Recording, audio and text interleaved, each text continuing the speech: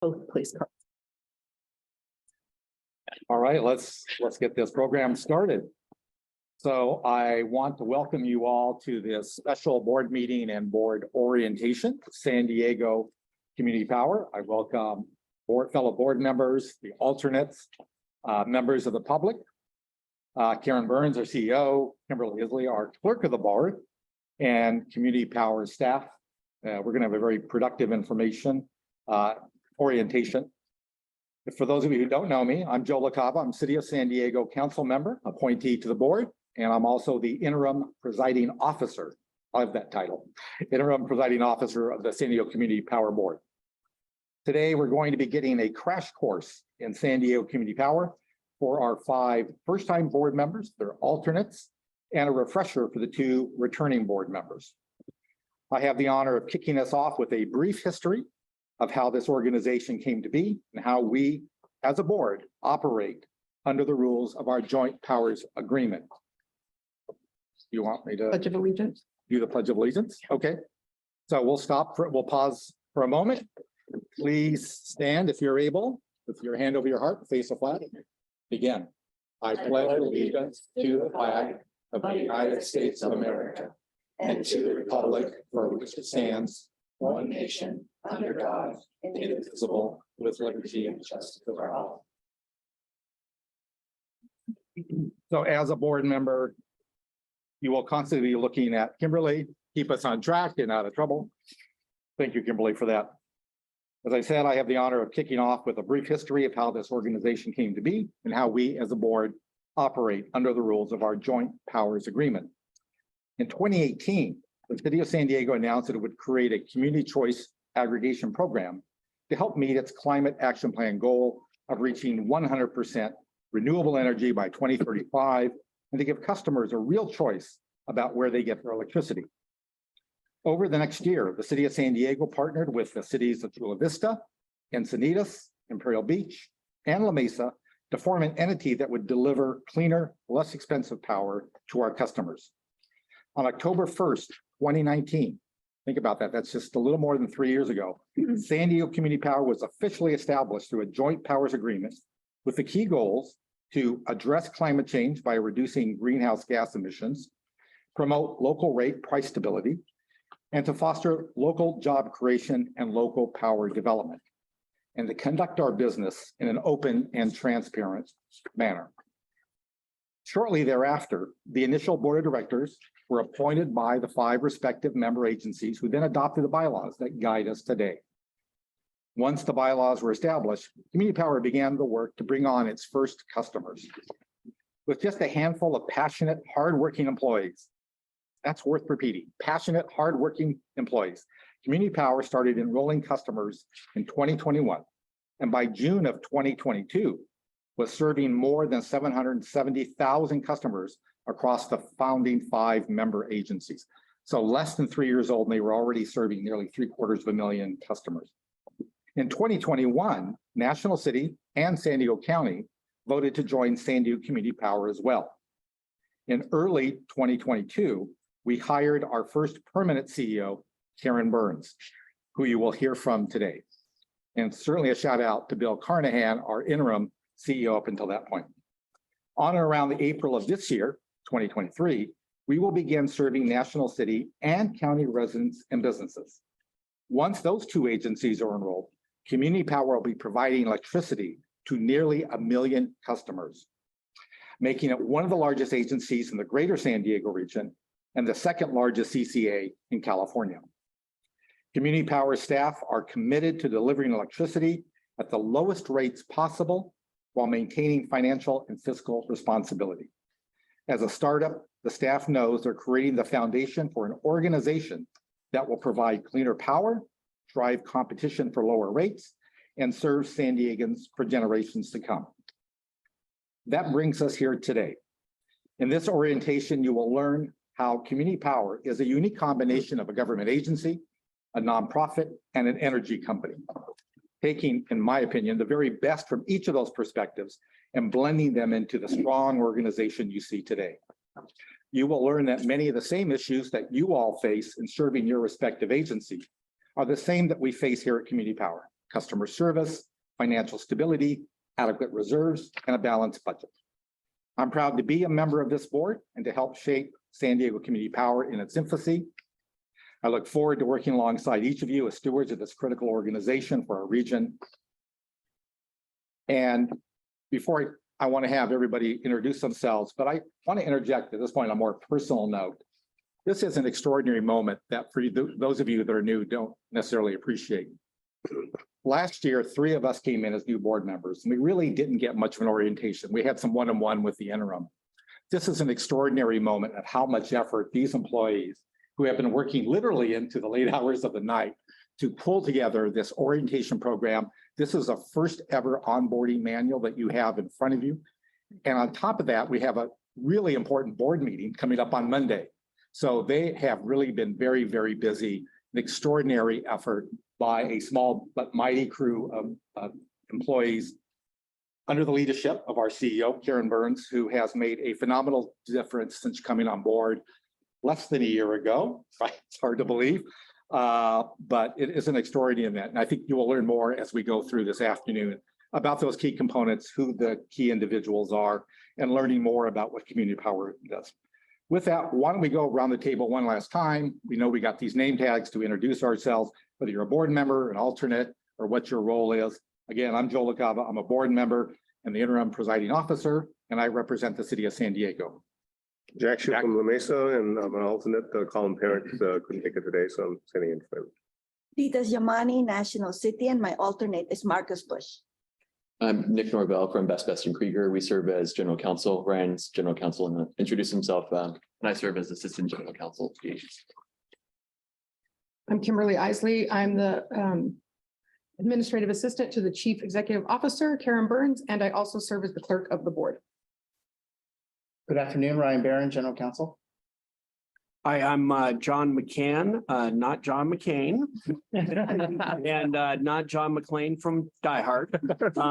But I'm was the alternate for now Senator Steve Padilla, who I went to high school with, and very proud that he was able to become a state senator, and just happy that I was able to get promoted to mayor and also retain being the San Diego Community Power representative. Thank you. Wonderful. I think we skipped Lorena. If you want. Oh, yeah. Lorena Puga Bernadette, office manager and admin assistant.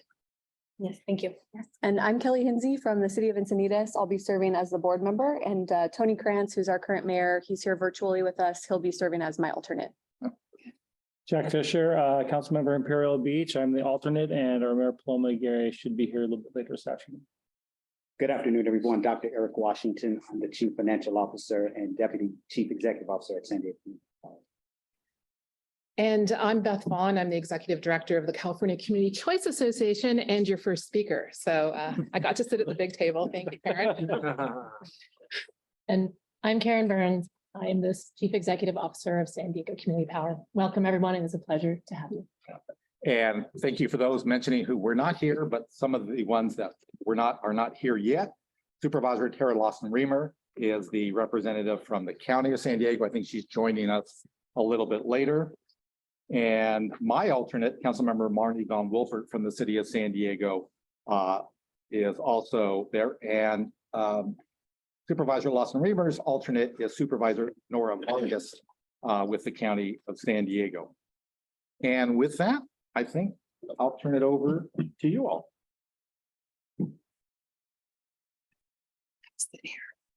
See everyone better. Okay, so before we do roll call, we need to do oaths of office for our new members that will be participating in the board meeting. Thank you, Kimberly. And then we will be having Rachel will take photos of each member doing their oath, and then we would like to get a group photo really quickly of the incoming board members and alternates. So let's start with Mayor McCann. So if you wouldn't mind, I'm going to stand here. And then if you wouldn't mind just standing right there, so we can have you on the recording. Yeah, right there. Good. Let's see. In the view there. On the view, okay. Okay, so you will raise your right hand and repeat after me. I state your name, I, John McCann, do solemnly swear do solemnly swear that I will support and defend the Constitution of the United States that I will support and defend the Constitution of the United States and the Constitution of the State of California and the Constitution of the State of California against all enemies, foreign and domestic, against all enemies, foreign and domestic, that I will bear true faith and allegiance that I will bear true faith and allegiance to the Constitution of the United States to the Constitution of the United States and the Constitution of the State of California, and the Constitution of the State of California, that I take this obligation freely that I take this obligation freely without any mental reservation without any mental reservation or purpose of evasion, or purpose of evasion, and that I will well and faithfully and that I will well and faithfully discharge the duties upon which I am about to enter. and discharge the duties upon which I am about to enter. Thank you. Thank you. And if you wouldn't mind signing that, and Councilmember Hensy.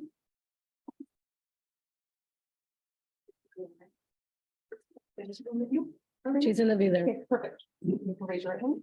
I state your name, I, Kelly Shagancy, do solemnly swear do solemnly swear that I will support and defend the Constitution of the United States that I will support and defend the Constitution of the United States and the Constitution of the State of California and the Constitution of the State of California against all enemies, foreign and domestic, against all enemies, foreign and domestic, that I will bear true faith and allegiance that I will bear true faith and allegiance to the Constitution of the United States to the Constitution of the United States and the Constitution of the State of California, and the Constitution of the State of California, that I take this obligation freely that I take this obligation freely without any mental reservation without any mental reservation or purpose of evasion, or purpose of evasion, and that I will well and faithfully and that I will well and faithfully discharge the duties upon which I am about to enter. discharge the duties upon which I am about to enter.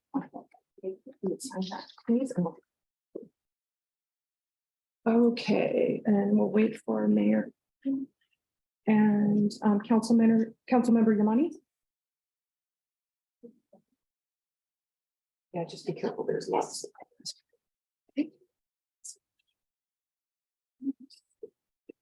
That's up one word. This one's there. Raise your right hand.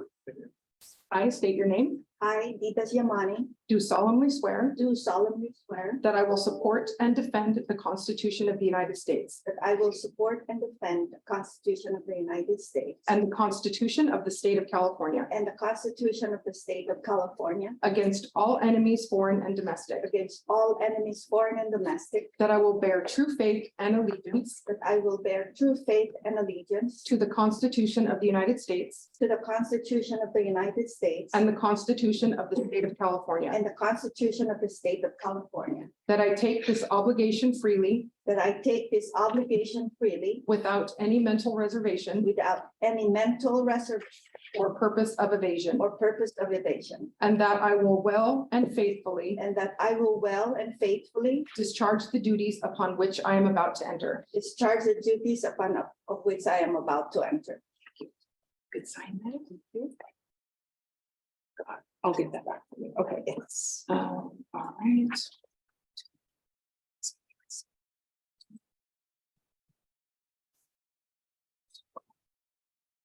Okay, Councilmember Fisher?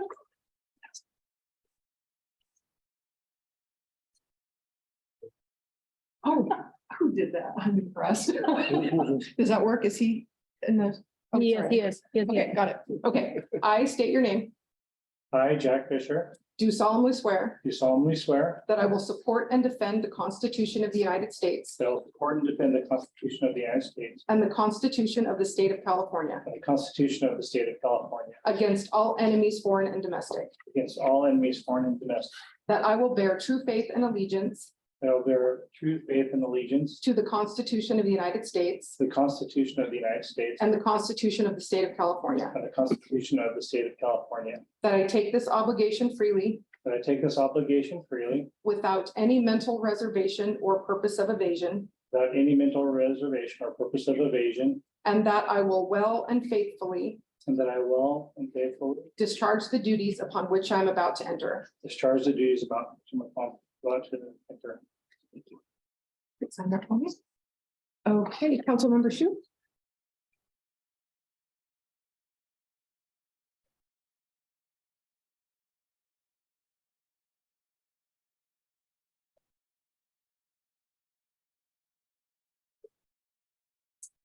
Raise your right hand.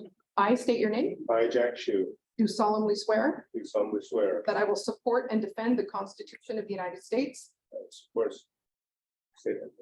that I will support and defend the Constitution of the United States that I will support and defend the Constitution of the United States and the Constitution of the State of California and the Constitution of the State of California against all enemies, foreign and domestic, against all enemies, foreign and domestic, that I will bear true faith and allegiance that I will bear true faith and allegiance to the Constitution of the United States to the Constitution of the United States and the Constitution of the State of and California, the Constitution of the State of California, that I take this obligation freely that I take this obligation freely without any mental reservation without any mental reservation or purpose of evasion, or purpose of evasion, and that I will well and faithfully that I will and faithfully discharge the duties upon which I am about to enter. discharge the duties that I am about to enter. Thank you. If you could please sign that. Okay, everyone we swore in, and could we get a group photo real quick? You want to do? I think you're there. It's easier. Okay, right in front of those glass Is there doors. anybody online Yes. that you need to swear in? Oh, well, we could do Tony Kranz. I forgot he's online. So. Yes. Yes, let's do that.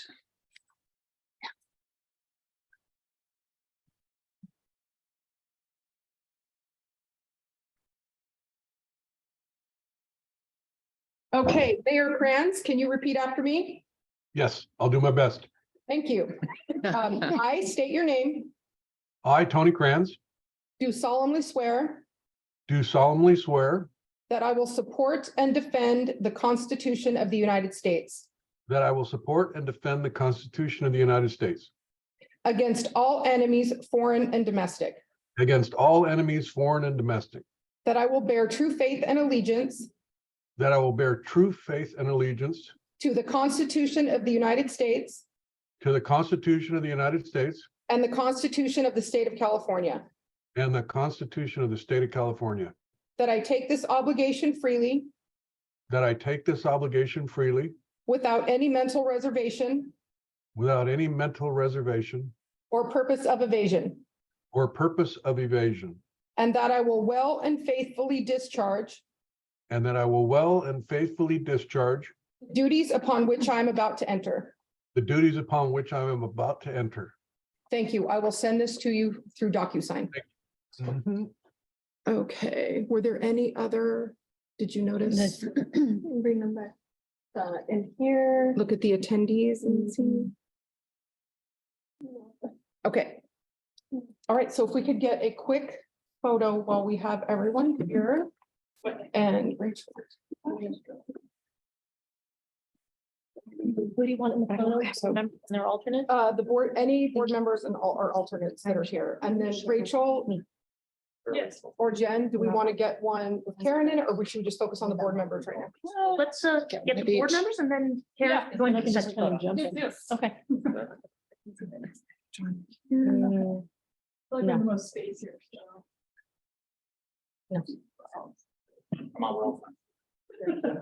Might be good a little. But the. Oh, she's got the wide angle. Is this? So at one point I was doing that. That when in.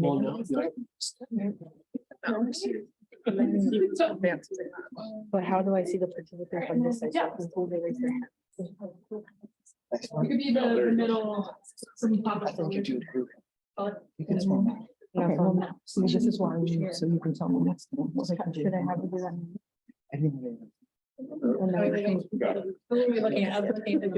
You definitely. had one where we were to do a group. No. Okay, okay. Thank you. Thank you, Rachel. It's killing time. Can you?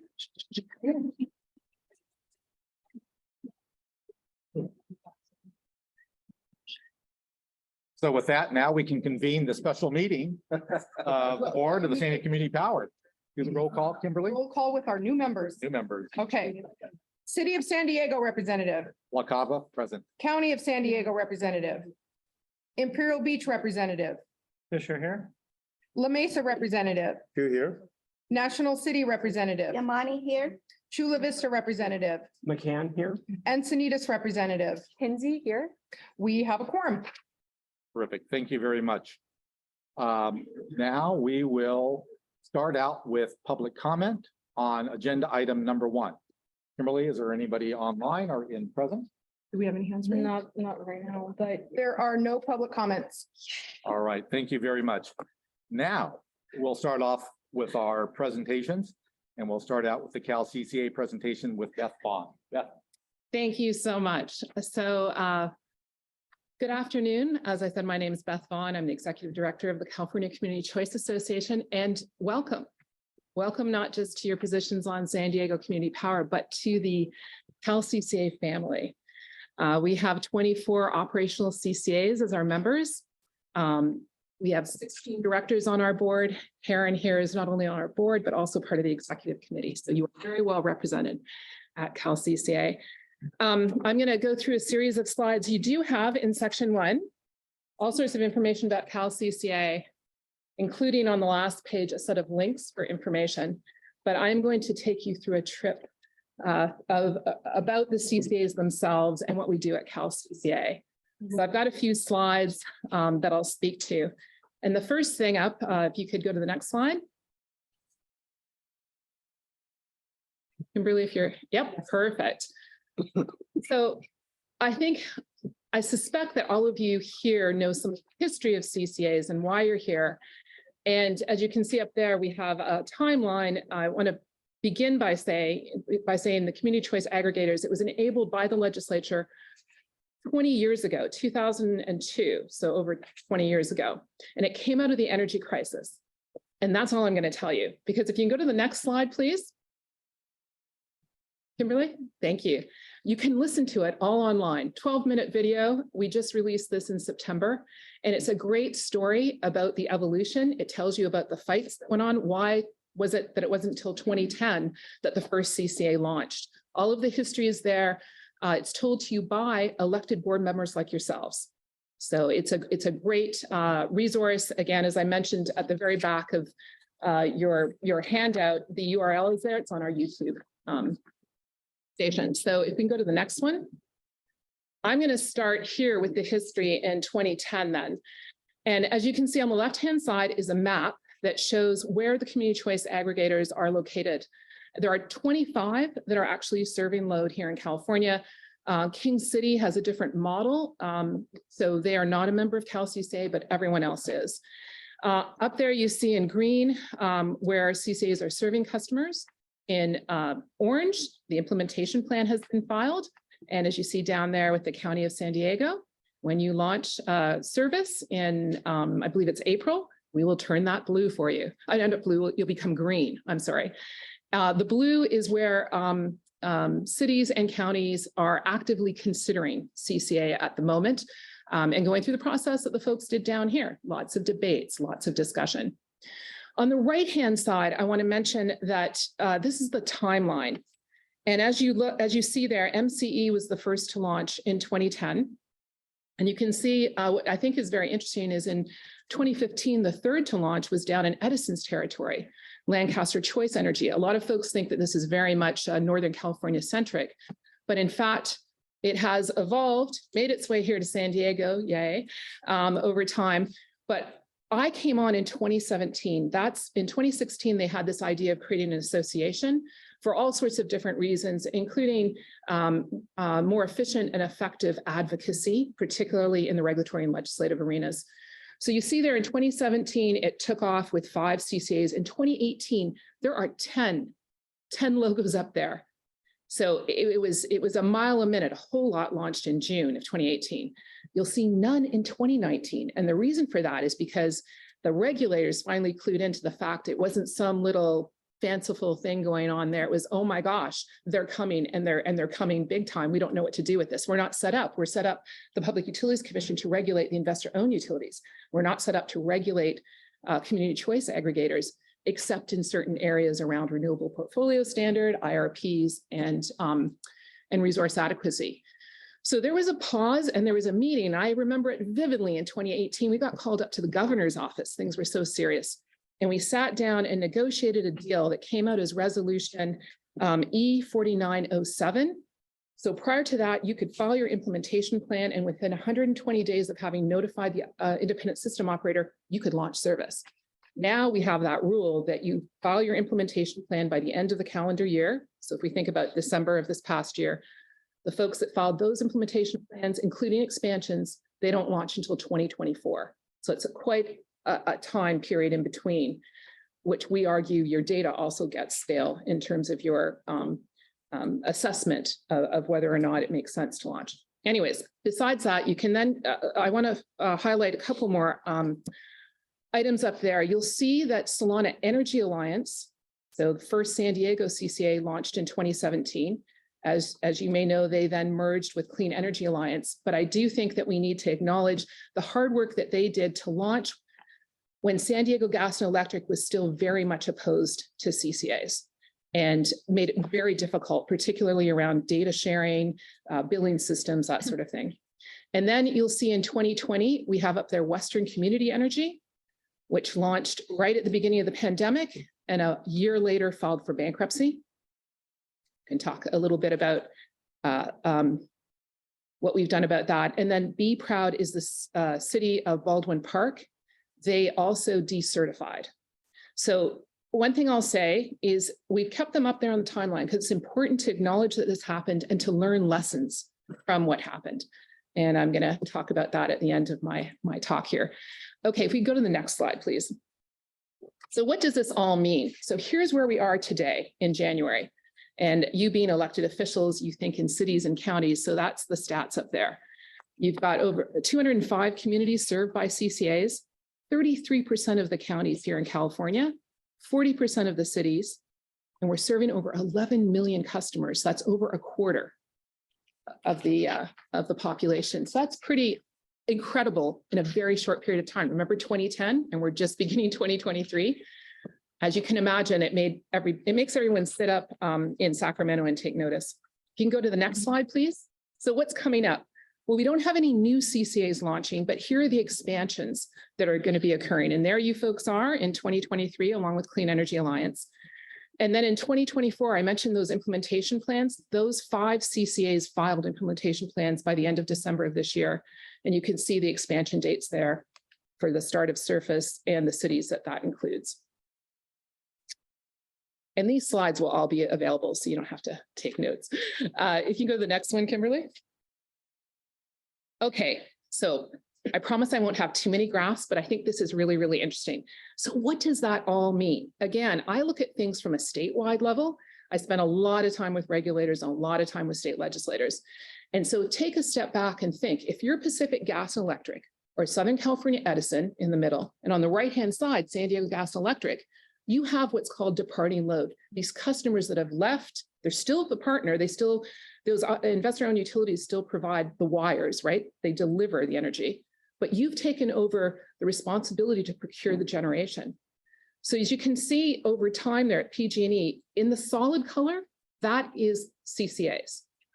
The hash mark on top of that, that's called direct access. And again, if you go back in history, energy crisis, part of that, they point the finger at direct access customers. They put a cap on that was lifted a couple of years ago.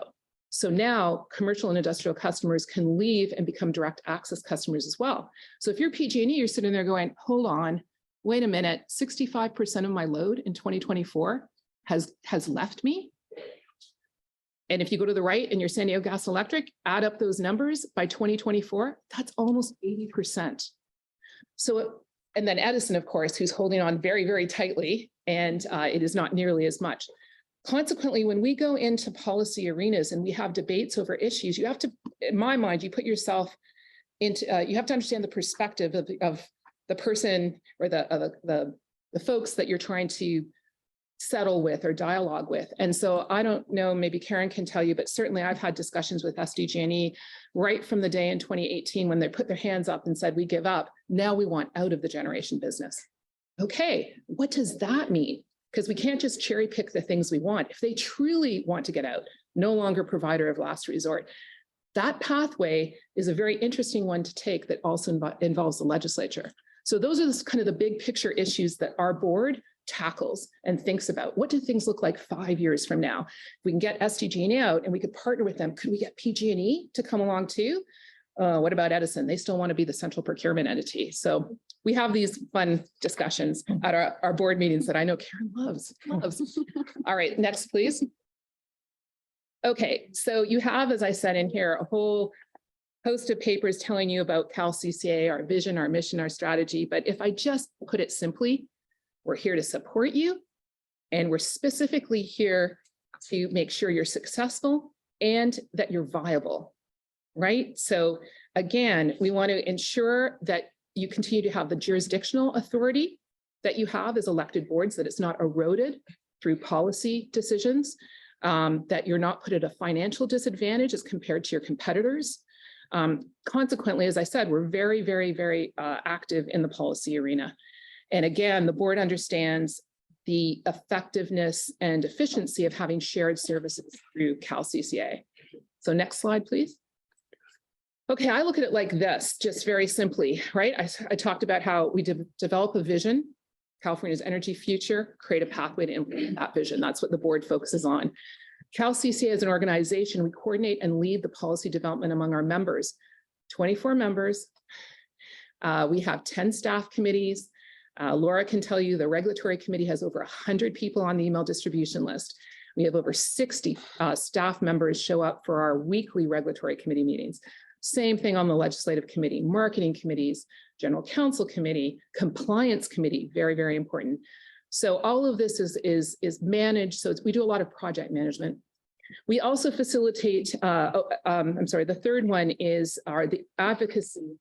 What I want to mention there is the support by rigorous data analytics. I'm a scientist originally, and anecdotes are great because they stick in the head of someone, right? You're up there, the narrative is important, but you have to be able to back that up with facts and figures. So we do a lot of that.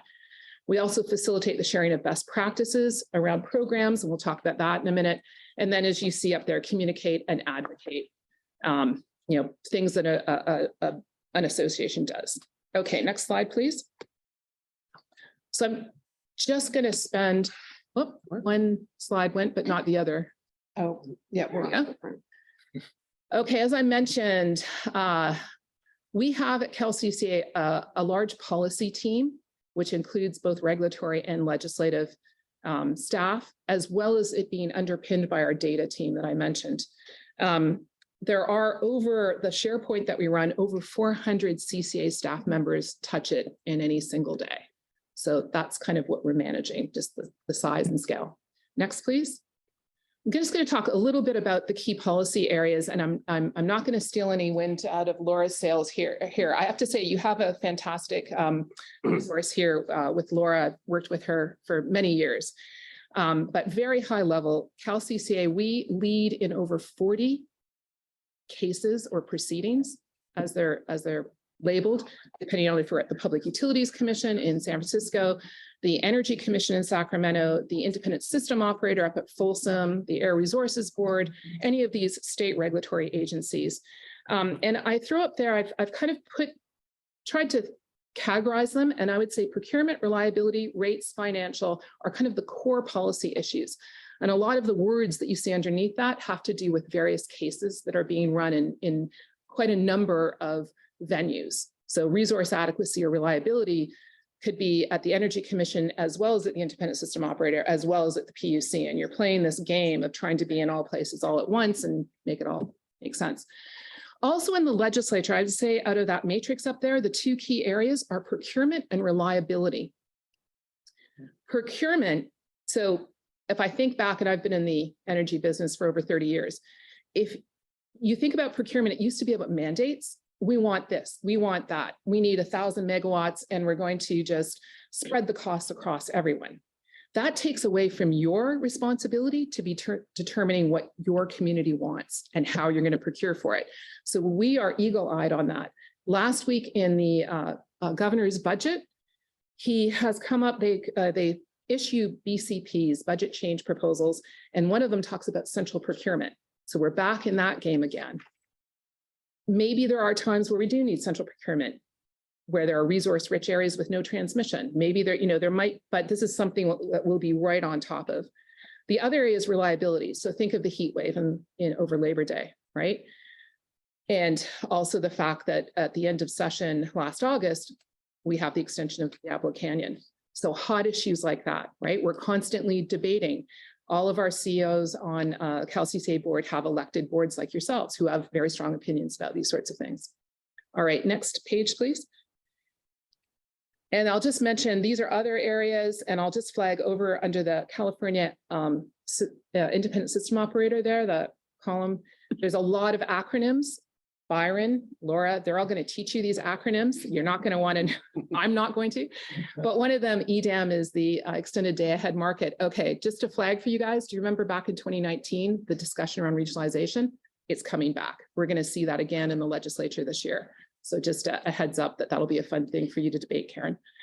All right, out of scope is we try not at CalCCA, we leave it up to the joint CCAs to get together to represent, mostly we do on specific policy program or distributed generation proceedings, just because it's easier for the joint CCAs to get together, say on microgrids.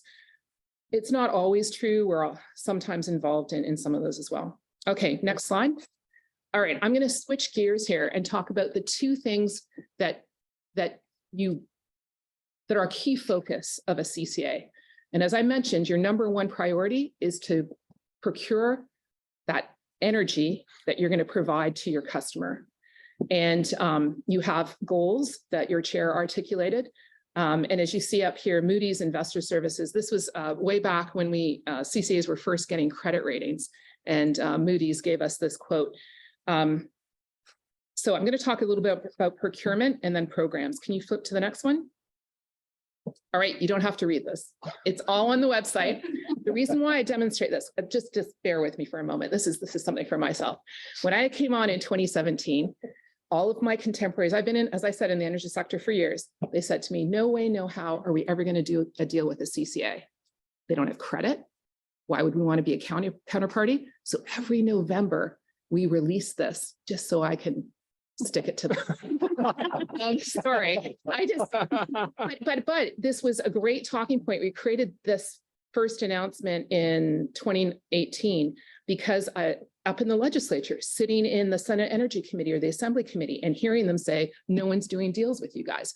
You guys are, failures. It's never going to happen. So we started collecting the data. And I'm just really proud to announce, as of November 2022, we're transparent, your local governments. So on the left-hand side, when you download that, that's 4 or 5 pages long. It's all the CCAs, all of their long-term contracts, who the counterparty is, how many years. It really helps with the compliance. On the right-hand side, a map of where the projects are. That's all I'm going to say. It's just that slide itself, you guys, represents $14 billion of investment by the CCAs in projects. It represents over 24,000 construction jobs. And of those 11 gigawatts, four of those gigawatts are already online delivering. So congratulations to the CCAs. It's like I said, it's a boasting point, and I love to pull this out. So next slide, please. All right, last graph. So you take that 11 gigawatts, and on the left-hand side, this is what is called nameplate gigawatts, right? And don't worry about the numbers, just look at the colors. The colors, the orange and the yellow, that's solar or solar paired with something else, usually with storage. The green, the blue is the storage. I think the green is the wind. And in there we have some geothermal, we have some other biogas, biomass, those sorts of things. Looks awesome, right? Except here in California now, in our energy sector, because reliability is what we're so focused on, we no longer talk about nameplate megawatts. Now we talk about net qualifying capacity megawatts. So all the beautiful stack on the left, on the right-hand side, the 11 gigawatts is reduced to, I don't know what that number is, 3,300 megawatts of NQC. Okay, why is that important? Byron's going to tell you why it's important, but it's this crazy mathematical effective load carrying capacity factor that constantly changes, and we constantly complain that it's constantly changes because it could change the value of the deal that you inked. It's no, you're gonna, as I said, my last graph, but why this is important is in 2019, there was a 3,300 NQC megawatt procurement order, and this can come out of the Public Utilities Commission, not from above. Remember, I said the legislature likes to play with procurement orders. CPUC does it in the integrated resource planning. So they hit us up. And then in June of 2021, we had what's called the midterm reliability procurement order that goes out to 2026. And of the 11.5 gigawatts, the largest in the history of California, the CCAs were allocated about 3,700 NQC megawatts. So now we have a big portion. Byron's going to tell you how much of that's yours. What just happened last Friday, just this last Friday, another 4,000. So this is all sorts of things that you as a board members are going to be discussing, making decisions about, but it makes sense, right? Think about it. If we're going to electrify the grid and we're electrify our buildings, our transportation system, we need more resources connecting to the grid. So that's what this is all happening about. Okay, enough about procurement. Let's go to the next slide. And I'm just going to mention, okay, the beauty of the CCA model, I think, is that the revenues do not go to the shareholders, like the investor-owned utilities, but they go back into the communities that you serve. And so the fun thing, I think, is the programs, local programs. And it's something that is very difficult for us at Cal CCA to keep a handle on because you keep creating awesome programs. And every CCA, there's a little bit of competitiveness between our CCAs and everybody's got something new.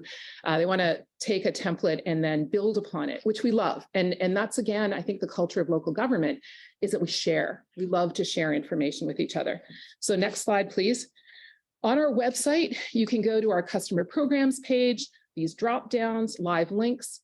It's like a catalog of what the CCAs are doing. It takes you to their actual websites. Very, very difficult to maintain because everyone's changing their plans all the time. So next slide, please.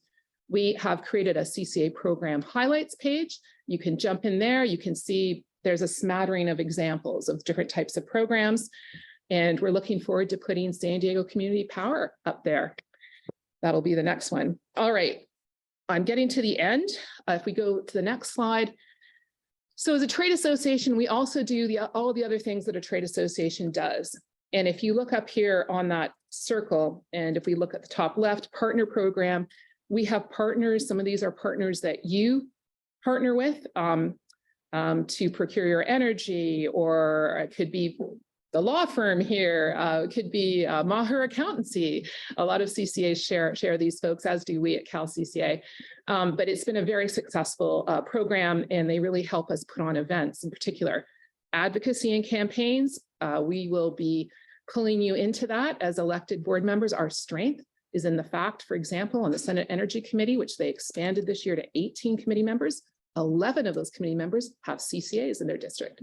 So that's like, we did not have that back in 2017, 2018. We did not have former board members now up in the state legislature. Yay. So well represented here from San Diego. We have an information hub, which is like a library for the CCAs to access. They can go in, there's training materials, all sorts of, we share information like during the heat wave, social media tweets that people are doing. We piled everything in there so people could pick up examples in other languages, for instance, or, how do we more quickly accelerate and help each other. Public webinars, that are usually the last Friday of the month. So those are things that you can join in on. You can learn about what folks are doing. Green bag webinars, that's where we keep it internal. For example, we had all the credit rating agencies on a panel one year, along with a couple of the CCAs that had gotten credit ratings, in order to have real drill down deeply into what that is involved in doing that. Publications and information resources. Tomorrow, we will be releasing this. This is a good example. I mentioned Western Community Energy and Baldwin Park. Lessons learned from that activity. The board immediately back in 2021 formed a Standards and Practices Committee, and that group has been doing very good work. Some of the output of that has gone into various proceedings For instance, the provider of last resort. But we are publishing this guide tomorrow, and just looking at the table of contents, for instance, it will have a guide regarding implementation, expansion planning, sound governance, policies and guidelines, transparency, financial management, enterprise risk management, human resources, and voluntary customer return and decertification. So it's very high level, and there will be volumes behind it where we drill down and have templates on various other topics. But it's nice and short, but that'll be available. And I want to thank the folks here, Eric and others on the staff. Not only do they work hard for you, but they participate and help us prepare these materials. So actually, I'm sorry, if you flip, there it is up there on the left. And then on the right-hand side, if you go to our website under resources, we have key CCA documents, and there's the URL. It also appears in your packet. You can click on that and get access to all of the various CCAs. They're all listed. And I have to say, I'm very impressed that they're keeping their materials up to date. But it really did a lot for us as a movement to provide this transparency to the regulators and the legislators. You can go on there and look at unaudited quarterly financial statements. You can see all the information documents, all of those implementation plans, those 5, they're already loaded. They're up there. You can view those. So it's a great way to see what other people are doing. And last 2 slides, and I'm going to wind up. The next one is just all the links that I talked about. And I just want to mention on the left-hand side there, if you are a policy nerd and you're really into this, the 4th link, policy filings, again, we're transparent. We post everything on our website. You can search on it. You can grab anything you want to learn about. And then the picture on the right there, I put at the back of the room. If you want to find out what the CCAs are doing, I mentioned those pages on the programs and stuff, but the best thing is our quarterly newsletter. Again, you folks are in here, but it's a roundup. The CCAs provide the information themselves. We put it in here and you can learn what other people are doing. I think some of this creates competition because who gets the centerfold page with pictures?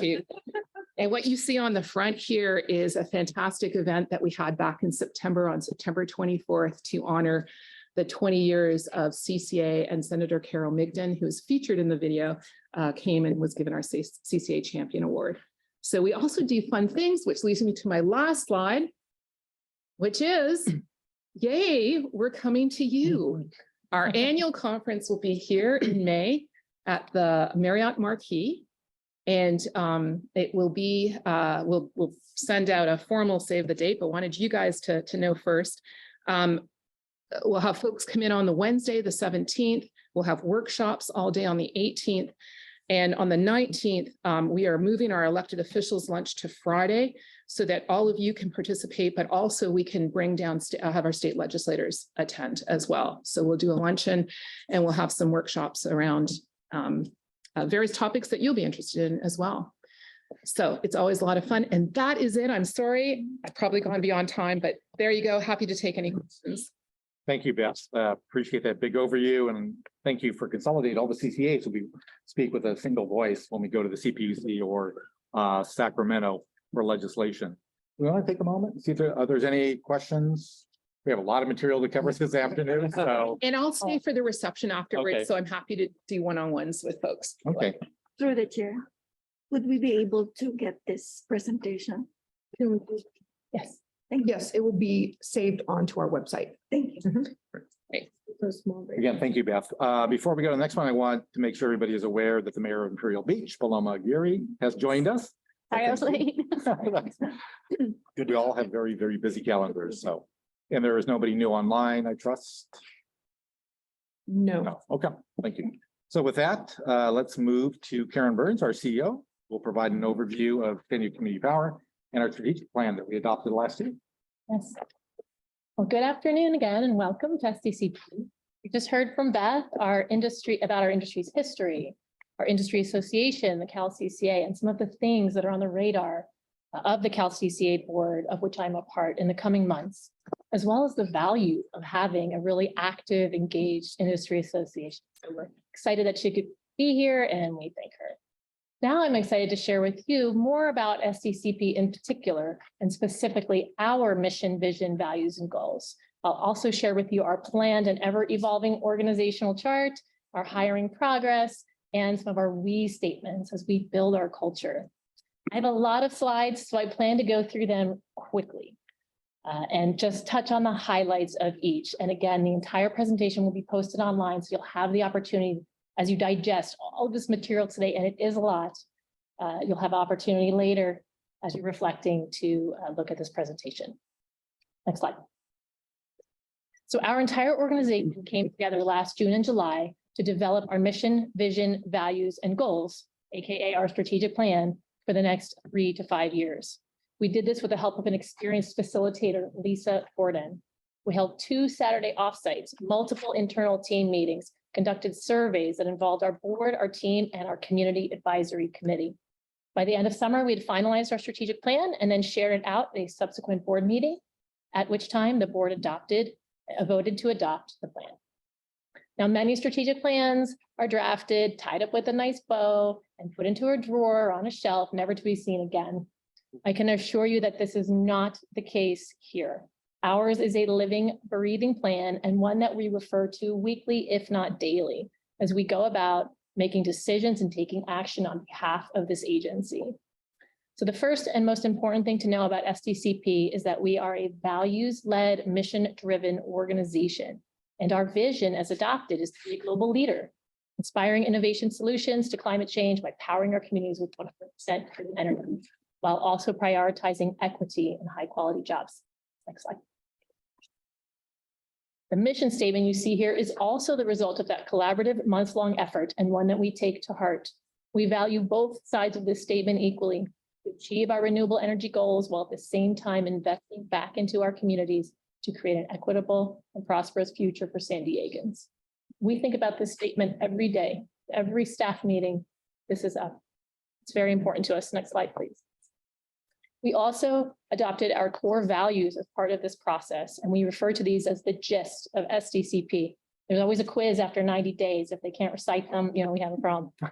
No, just kidding. Not yet, at least. But I'm thinking about it.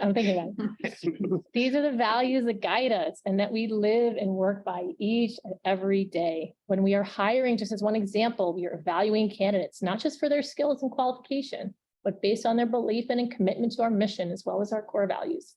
So over the past 6 months, we've placed an emphasis on our first core value, JEDI. We held several workshops with Lisa Gordon and Tyrell Simmons and his team aimed at helping us understand our different communication styles, ways we resolve conflict, our implicit bias, and how words and experiences matter. The next 6 months, as we have nearly doubled in size as a team, we will be focusing on togetherness so that we can continue to build a collaborative, high-performing team.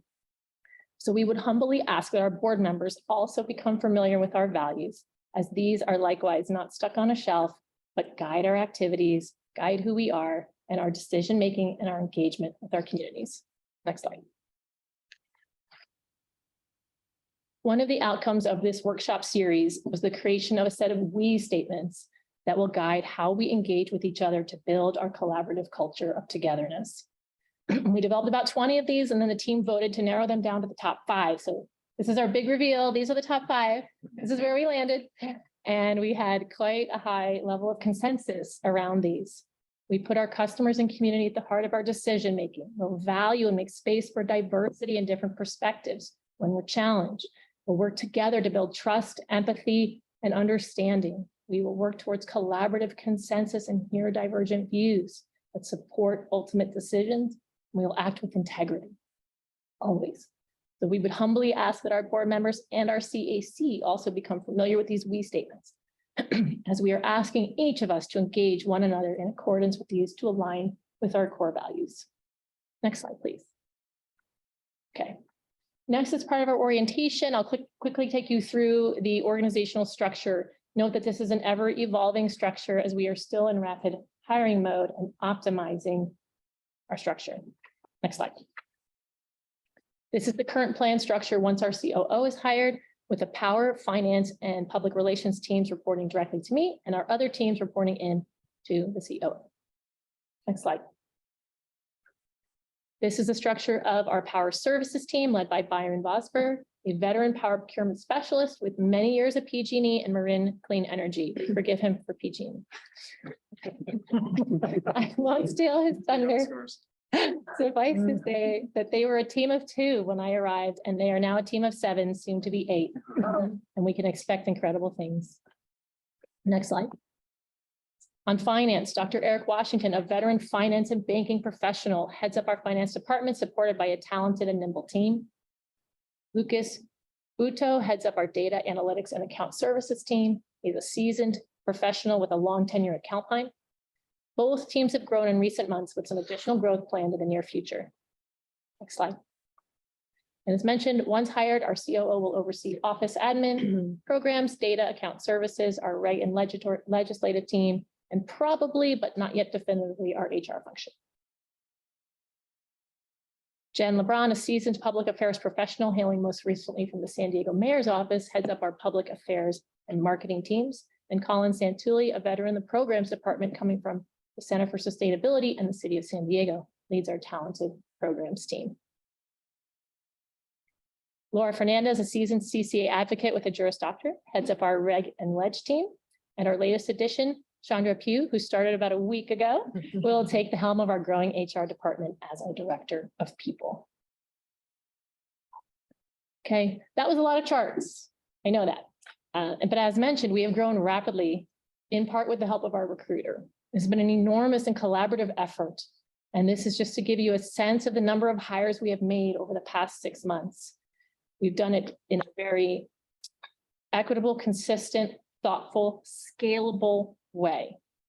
We also hired a third-party professional through a competitive process, Mercer Consulting, to help us benchmark our salaries and establish a set of 10 to 11 salary bands. This way, when we hire, we are doing so equitably, consistently, and with a guide that reflects current market conditions. Next slide. Okay, so now on to our key focus areas and organizational goals. I'm going to go through these fairly quickly as well, because just as a high-level overview, because each of our teams will touch on the parts of the organization that they work in through their upcoming presentations. So, slide. Okay, our first area of organizational priority is financial stability. You will hear more about this from our incredible finance department and Dr. Eric Washington during our next board meeting on Monday, as well as later today.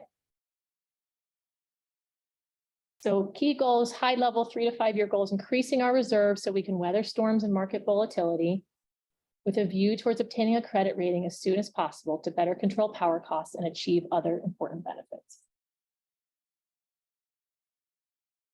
This area of our business, led by Byron Vosberg and the amazing power team, has both accomplished what we affectionately call mission impossible, as well as grown and positioned itself to do even more great things to combat climate change. Overall, we are focusing on power procurement, risk management, and building both our utility scale and locally distributed renewable energy resources. Key overarching goals here are to reach 100% renewable power by 2035 or sooner, hitting the above milestones along the way. And also, we are seeking to procure 15% of our energy from local distributed sources, as well as 600 megawatts from local large-scale utility projects. Community program delivery, another area for our focus, happens in our incredible programs team led by Colin Santulli. I do that too. So we have several overarching goals here in this area of our business. So in the coming months, you'll be hearing a lot about the Community Power Plan, or CPP, about investing in programs that reach our communities of concern, focusing on workforce development through the creation of a REN, a regional energy network, and by providing customer education to help people save money and shift their energy use throughout the year, and especially in summer. To marketing and branding. Marketing and branding takes place within our very talented public affairs team led by Jen LeBron. Our overarching goals here are to build the SDCP brand, to engage with our local communities, to foster local relationships. These local relationships include building bridges with our member agencies, with our environmental community, with our media, and with our local community-based nonprofits. Our small but mighty legislative and regulatory team is led by Laura Fernandez. Overall, we are working to build an understanding and relationships with key folks in Sacramento, with state and local leaders, and with CEC, California Energy Commission, and the CPUC, the California Public Utilities Commission. We're also actively engaging with the CalCCA through this team with myself on the executive committee, as she mentioned, and Laura, and actually others across the organization. We are all on tiger teams or various committees to help advance our collective industry efforts. Lucas Uto leads our highly skilled customer service and data analytics team. Our key strategic goals here are to maintain high levels of customer satisfaction as measured by customer feedback, opt-in rates, Power 100 opt-ups, and to build a robust data ecosystem so that we can measure, therefore manage what is happening on the ground with our customers.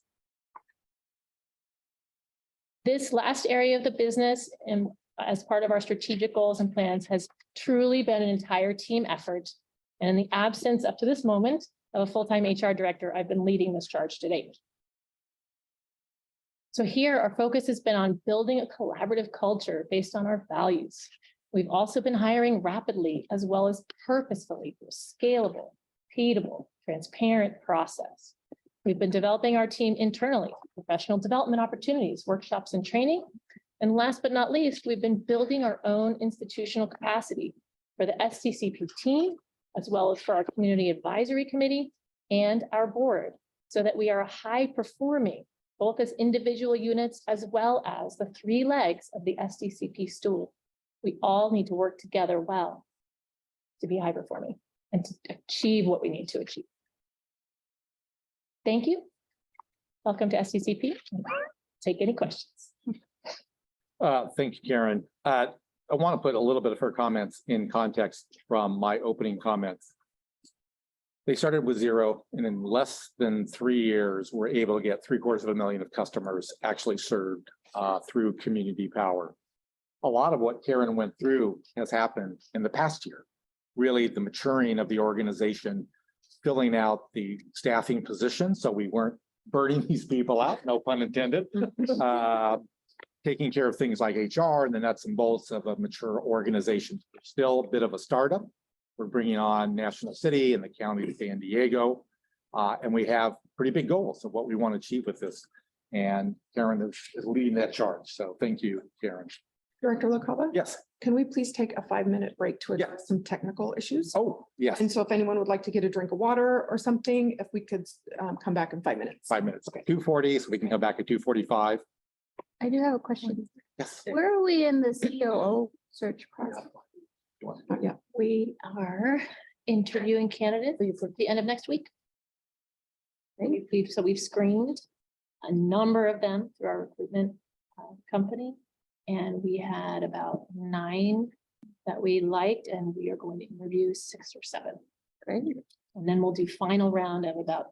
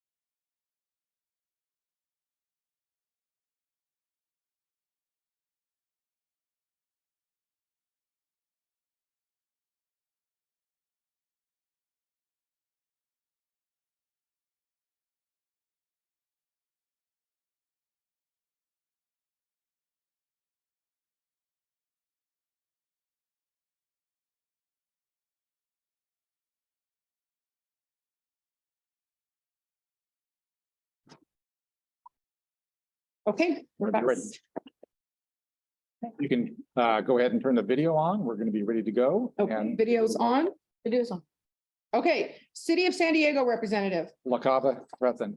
County of San Diego representative, Imperial Beach representative, Here. La Mesa representative, Here. National City representative, Yamani here. Chula Vista representative, McCann present. Encinitas representative. Kinsey here. We have a quorum. Okay. And just to be a little bit obsessive, you haven't been sworn in yet? Oh, you did? Okay, you got sworn in. Good. All right. I love those details. I saw the nodding, so thank you for that. Okay, next up, as was advertised, power presentation by Byron Boston. Byron, see how much you can teach us without overloading our brains. I was gonna say, how long do we have? And good afternoon, everyone, and welcome again, new directors. Pleasure to have you here. I'm Byron Bosworth. Quick introduction, or details, but I've been here at SDCP for almost 2 years now, so February of 2021, right before we started serving customers.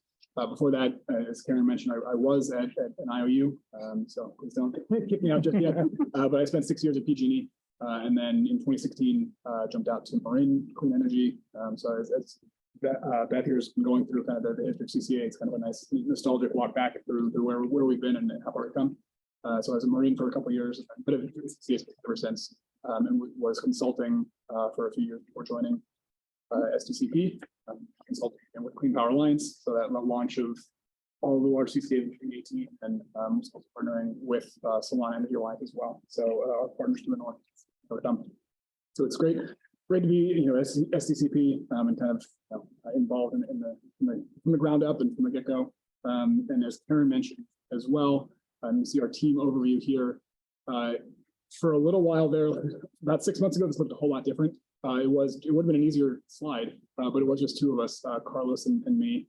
And so it's been we've done a lot of hiring, and I'm extremely excited about the team we assembled here. Folks, sorry. Speak louder. Louder. Okay, I'll try to get my laptop out of the way also. So there are 7 of us now, and again, probably another one coming here before too long, and a couple more probably in the pipeline in the next few months. So a quick overview of who we are here. Again, I'll try to keep this brief, but feel free to pause me, and then we can follow up afterwards with questions and any of it. But Carlos Gomes joined us in July of 2011. So he's been here, kind of the most senior veteran of the group here. Was previously at PowerX trading shop up in British Columbia, and then also at Sonoma Clean Power. So he also has previous CCA experience. Kenny Key and then Taco J. Tacumba both joined us last August, I believe. My dates are correct. Kenny has a JD and previous experience in clean tech and startups. And so great to have, again, his experience in-house here as well. Taco has an MBA finance experience and has served in a settlements role as well in Calpine. So again, just great to have experienced professionals in-house and joining us as well. Asike, then and Andrea joined us in October. I believe they both started on the same day. So Asike Canoe joined us from Imperial Irrigation District. And again, all these folks so far, local to San Diego or surrounding areas. Asike is leading up our RA procurement efforts. We'll get into resource adequacy and again, keeping him busy and then some. But again, great experience on the trading desk at IID. And then Andrea Torres and Carly Mink are both up in the Pacific Northwest. They're our first remote employees, but again, both of them have incredible experience. Andrea spent time also at PG&E, coincidentally enough, but also then on the development space with a couple development firms, renewable energy development firms, but has a lot of long-term structuring experience, contract structuring experience. And Carly Mink has been around WEC, that's Western Energy Markets, basically, for 20 years, and has a ton of great experience there as well. So really great to have a whole team here of experienced energy professionals with us. Next slide, please. So high level, what do we do? Again, there's not enough time here to go really in the weeds, but the Power Services team, we oversee our energy portfolio, ensuring three main topics: but compliance, value, and risk management. And we could again spend a day on each one of these. But compliance is, there so much of what we want to do is environmentally minded, right? And you know, we have all of our local targets. Again, we get to those here in a minute as well, but we got to start with the nuts and bolts as well. We've got to comply with state laws. A lot of our voluntary targets exceed state laws and you know, the renewable portfolio standard. So we tend to gloss over it and forget about it, but it really is foundational to what we do. So we've got to comply with renewable portfolio standard, long-term contract requirements, resource adequacy. Again, we need steel in the ground. We need to keep the lights on.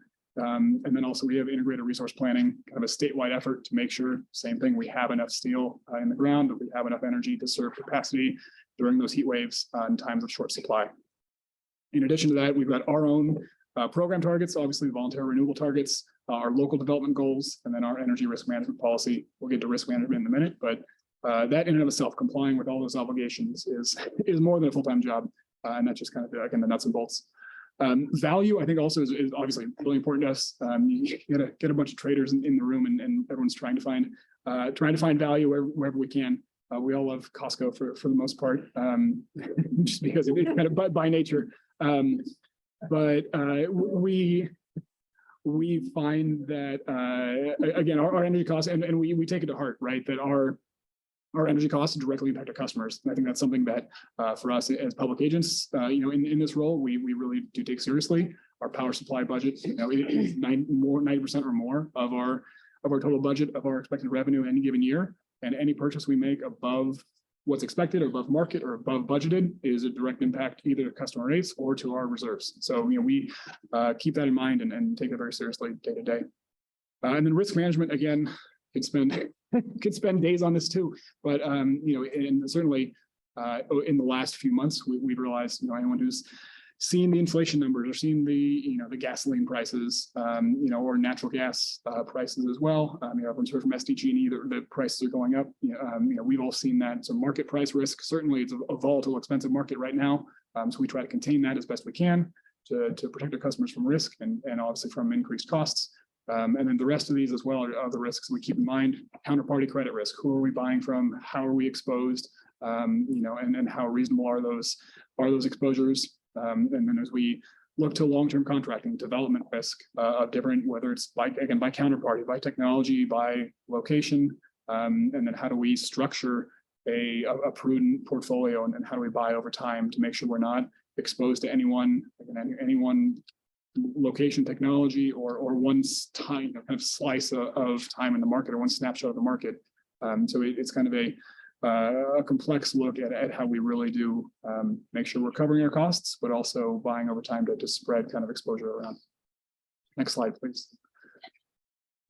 So our life cycle here, high level, this is, you know, a very high level, but really it is, you know, long-term to short-term. You know, we will begin with load forecasting. So you can see at the top, and forecasting now out, you know, out 10 years or longer. That informs a lot of our compliance requirements that Beth talked about it, the PUC, our mandated procurement. And when we have to do it, it's based on long-term forecasts.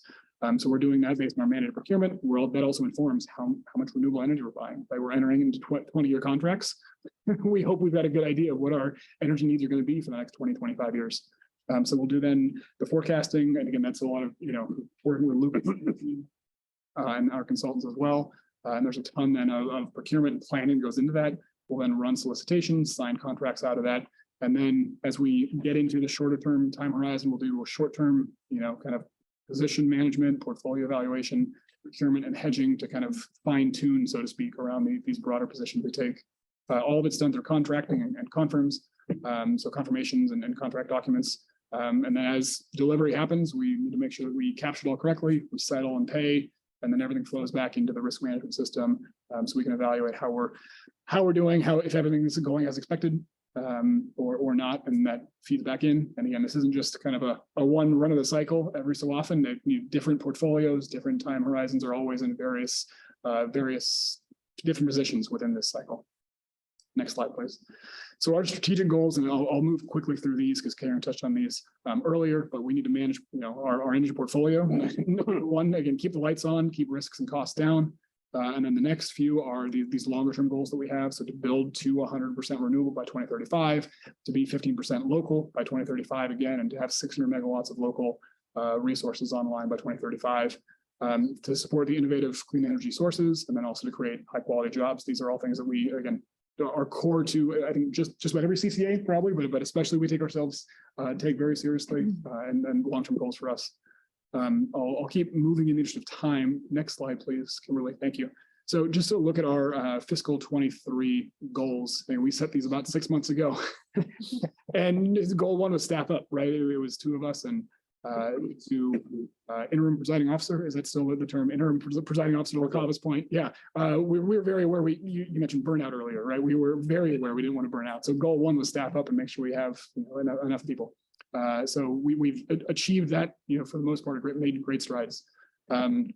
Again, 2 is kind of just day-to-day pay the bills and make sure we're monitoring and reacting in a market that's very volatile. And 3 is the same with our contracts. Make sure we administer contracts prudently. This is the boring stuff that no one's ever gets too excited about, but it's making sure that we're paying the bills correctly, the bills being calculated correctly, that we're our resources that are developing are coming online on time, and that we're working with counterparties to make sure that we protect our customers and their rights and then the value that we've contracted for from them.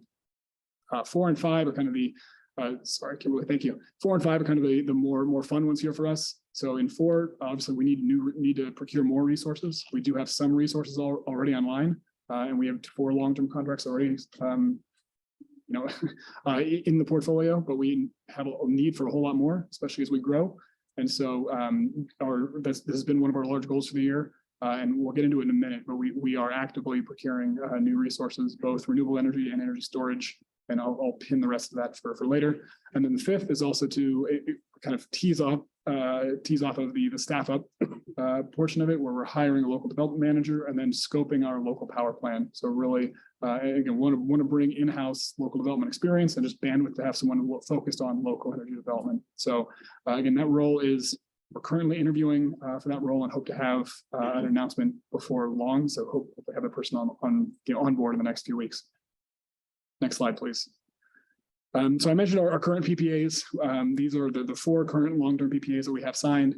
Most of these, the first 3 were signed in 2021, and Durham Mesa was signed in 2022. So Viking Solar, 100 megawatts of solar with storage. JVR Energy Park, 90 megawatts of solar, 70 megawatts storage. 75 megawatts at IP Oberon Solar. Those are all Southern California resources. And then Durham Mesa is 50 megawatts of wind in New Mexico. Those are our current contracts. And again, it's time to add some more. So to the next slide, please. We have a lot of active procurement going on. We launched a renewable energy RFP in November. That's the top one you see up there for any projects to be online between now and 2026. Again, that's a very, very volatile market. We've got supply chain impacts left, right, and center. We've got a lot of financial markets are kind of unsteady. And again, the regulatory space in California right now is very uncertain as well. So we're doing what we can to bring in as many resources as we can that we like. And so we're actively involved there in negotiating with a handful of those deals now, again, to be online in likely 25 and 26.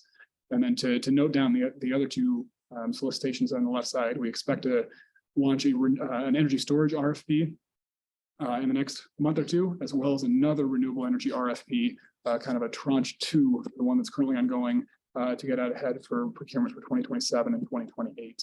So there's a lot of work going on there. Again, the team has been working very hard, and it's kind of again, it's great to have so many people to be able to put on this to move things quickly and to evaluate these resources, and we're excited about a lot of the projects we're seeing. On the right side, I'll flag again two things that we've had again in our emphasis to bring on resources locally that we've had around for a while and can continue to use. But our local RFI is an evergreen kind of solicitation, but it's more of a request for information from any developers who have resources or want to develop resources in San Diego or Imperial counties. So it allows us to engage a little more directly and bilaterally with a lot of local developers. So we've got a number of good leads from that. And then we also have our feed-in tariff as well. Shout out to Nelson Lamelli and our programs team who helped us stand it up, I think, in the first few months that we were serving customers as well. Next slide, please. So things we're watching, I touched on some of these, in addition to paying the bills, keeping the lights on, and administering contracts, and bringing in a whole lot of new contracts. That's kind of our day-to-day. There are a lot of changing pieces here too. So the Inflation Reduction Act obviously passed last year. After it wasn't going to pass, it did pass. And so we all kind of played try to keep up with that. So we're keeping tabs that now and on opportunities and risks. Again, more opportunities we think than risks, but as we get more buyers and more incentives in the space, it does kind of change maybe how the way CCAs are positioned as well. So we're making sure we keep close tabs on that and take advantage of every opportunity we can. I mentioned also the energy landscape in California, actively collaborating with. Yeah, on the Inflation Reduction Act, there was billions of dollars of capital improvement funds available. Have we looked at that and potentially looked at accessing some of those funds to create a capital project? Yes, we have, and certainly I'll defer probably to the finance team and the programs team on kind of SDCP capital projects themselves. But yeah, we're well aware, I think, of the infrastructure investments to be made out of this, and that most of the incentives from my perspective would be on these large PPA projects where they're incentivized, and we expect to get a lower price because of them. Some of the structures of the contracts may change. There's potential for us to own our own projects down the road, certainly. And again, kind of evaluating that, there are pros and cons. It all cuts both ways. Yeah, because I know many times, whether it's through the city or other organizations, many times the federal funds may not always be fully accessed. Yeah. And I want to make sure that we do our best at potentially accessing some of those funds. Yeah, we certainly have been. And I think, Karen, you may speak to some of this as well. And we've been working both with the IRA and the IIJA to identify any local opportunities we have to apply for these funds and maximize. We recently hired a consultant based in DC. They're working with a few other CCAs. The idea is to help us navigate and really hone in on what funds are available and then what opportunities do we go after, because there's a host of them across programs and across power development. So it's a combination of understanding what's available and when and what are the trade-offs, and then coming, I think, to this board with some ideas and options. And also working with our tribal communities, because there's a lot of federal funding available there as well. So once we have that local resource development expertise in-house, I think we'll start to see movement there. We're reaching out at least. Great. Thank you, Karen. Thank you, Byron. Sure, well, my pleasure. Thanks for the question. 30 seconds.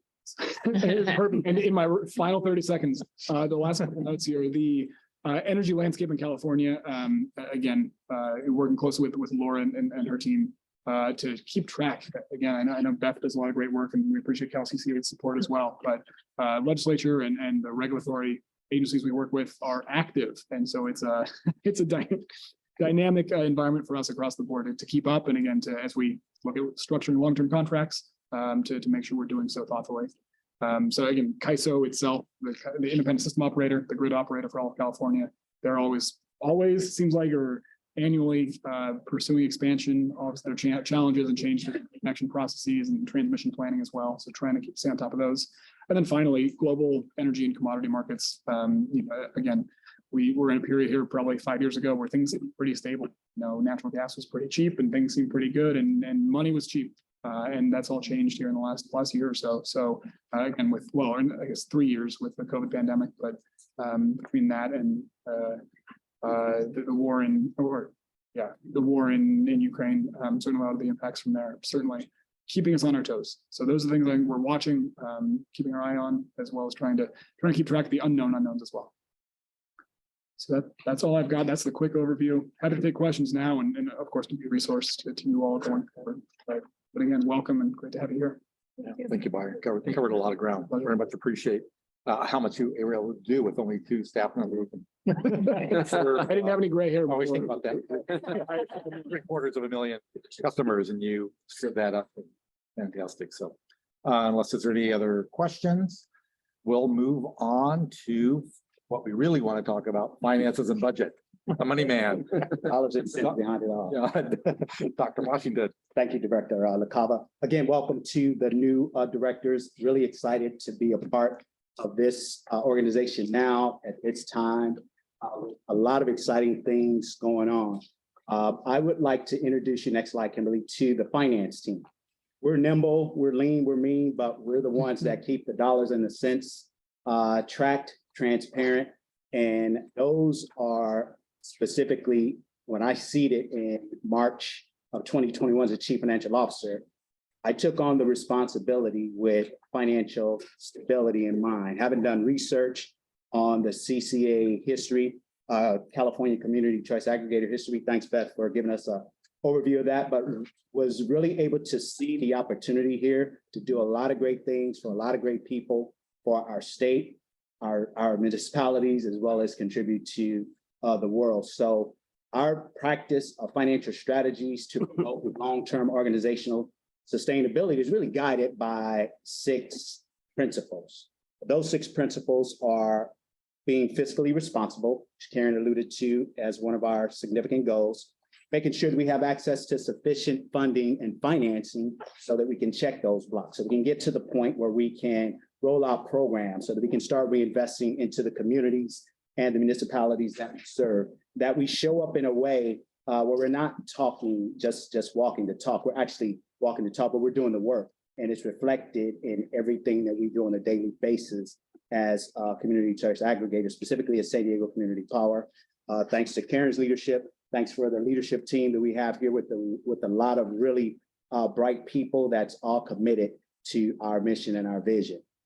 So making sure we have reserves, that we continue to build reserves.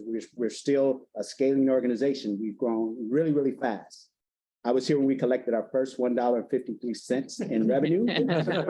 A couple months later, we closed our books June 30, 2021 at just under 15 million. We closed our books this last fiscal year in June 30, 2022 at just under $385 million. We're projected to exceed 700 by fiscal year in June 30.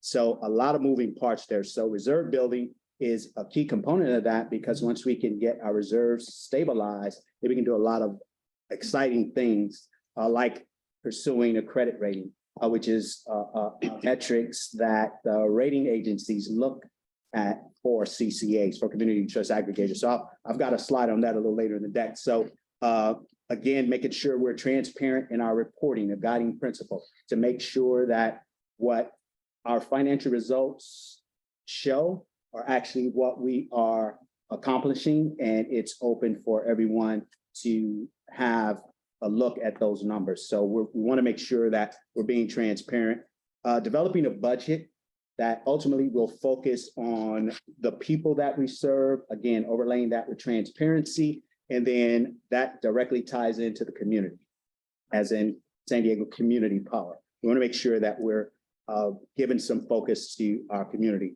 And then as this body, we want to make sure that from a fiscal standpoint, that you're informed of our position, of our stability, where we stand with our reserve position. And we do that on a monthly basis through a report out through our finance and risk management committee. Every month we report out our results and we do some comparative analysis, which I'll get into shortly. Next slide, Kimberly. So what are we watching? So we are making sure that we have in focus nearly on a daily basis with the finance team, developing a methodology that will ultimately get us on a trajectory to achieve that credit rating, which will do a lot of great things for our organization. As Byron alluded to and Karen alluded to as well, with that credit rating, we get better pricing with PPAs, which we can pass those on to our ratepayers. We want to make sure that we're constantly aware of what our potential operational, financial, and environmental risks are. For example, Byron alluded to it. I think Laura may speak more to this as well. What the things that are happening in the regulatory space. There's some financial implications that could impact our organization. So we want to make sure that we're constantly aware of those, and our regulatory and legislative team keep us abreast of what's happening in that space.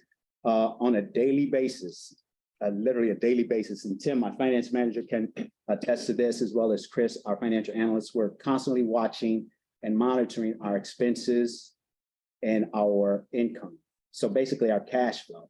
And taking a look at the cash flow also gives us some visibility into where we stand from a reserve perspective.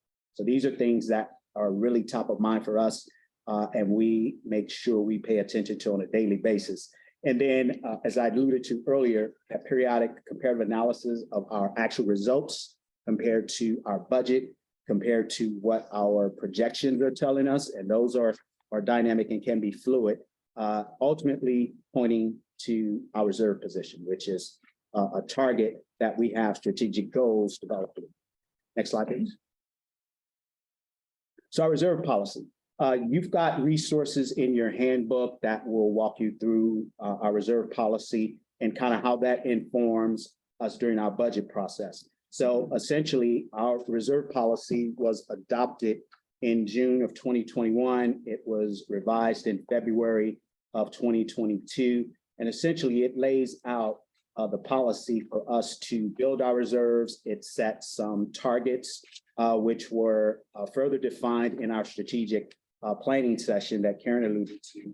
And it gives us some guidelines in terms of when we can use those reserves, what those reserves are allocated for, ultimately to build reserves to a standpoint where we are stable in terms of our reserve position. So next slide. So I alluded to in my remarks earlier with regard to a credit rating. So this slide essentially gives a snapshot of some other CCAs where they stand with regard to their reserves, typically measured in days cash on hand. That essentially means that a CCA can operate X number of days from an expense coverage standpoint. Let's assume that revenues stop. A CCA could operate, for example, Central Coast Community Energy for 180 days, and the dollar amount that they have targeted for their reserve standing. So as you can see, these are seasoned CCAs, and at the bottom you see San Diego Community Power. These are some goals that were established by our policy, again, further defined in our strategic goals. But these are some of the things that reserves can do for us. It provides contingency funding for the unexpected, make sure that we have cash flow to offset any changes in our revenue. Reserves can also, through a credit rating, through other debt instruments, potentially offset some of our cost of capital, reduce our reserve costs. I'm sorry, our interest rate on our borrowings, ultimately achieving a favorable credit rating. Next slide, can you? So this slide is a depiction of where we landed at fiscal year 2022. That's in the column off to the right. We closed that year out with just under 57 million in terms of a net position, which directly contributes to our reserve. We've projected, based on the budget that we adopted back in June of 2022 for fiscal year 2023, to contribute to that 57 million, an additional 13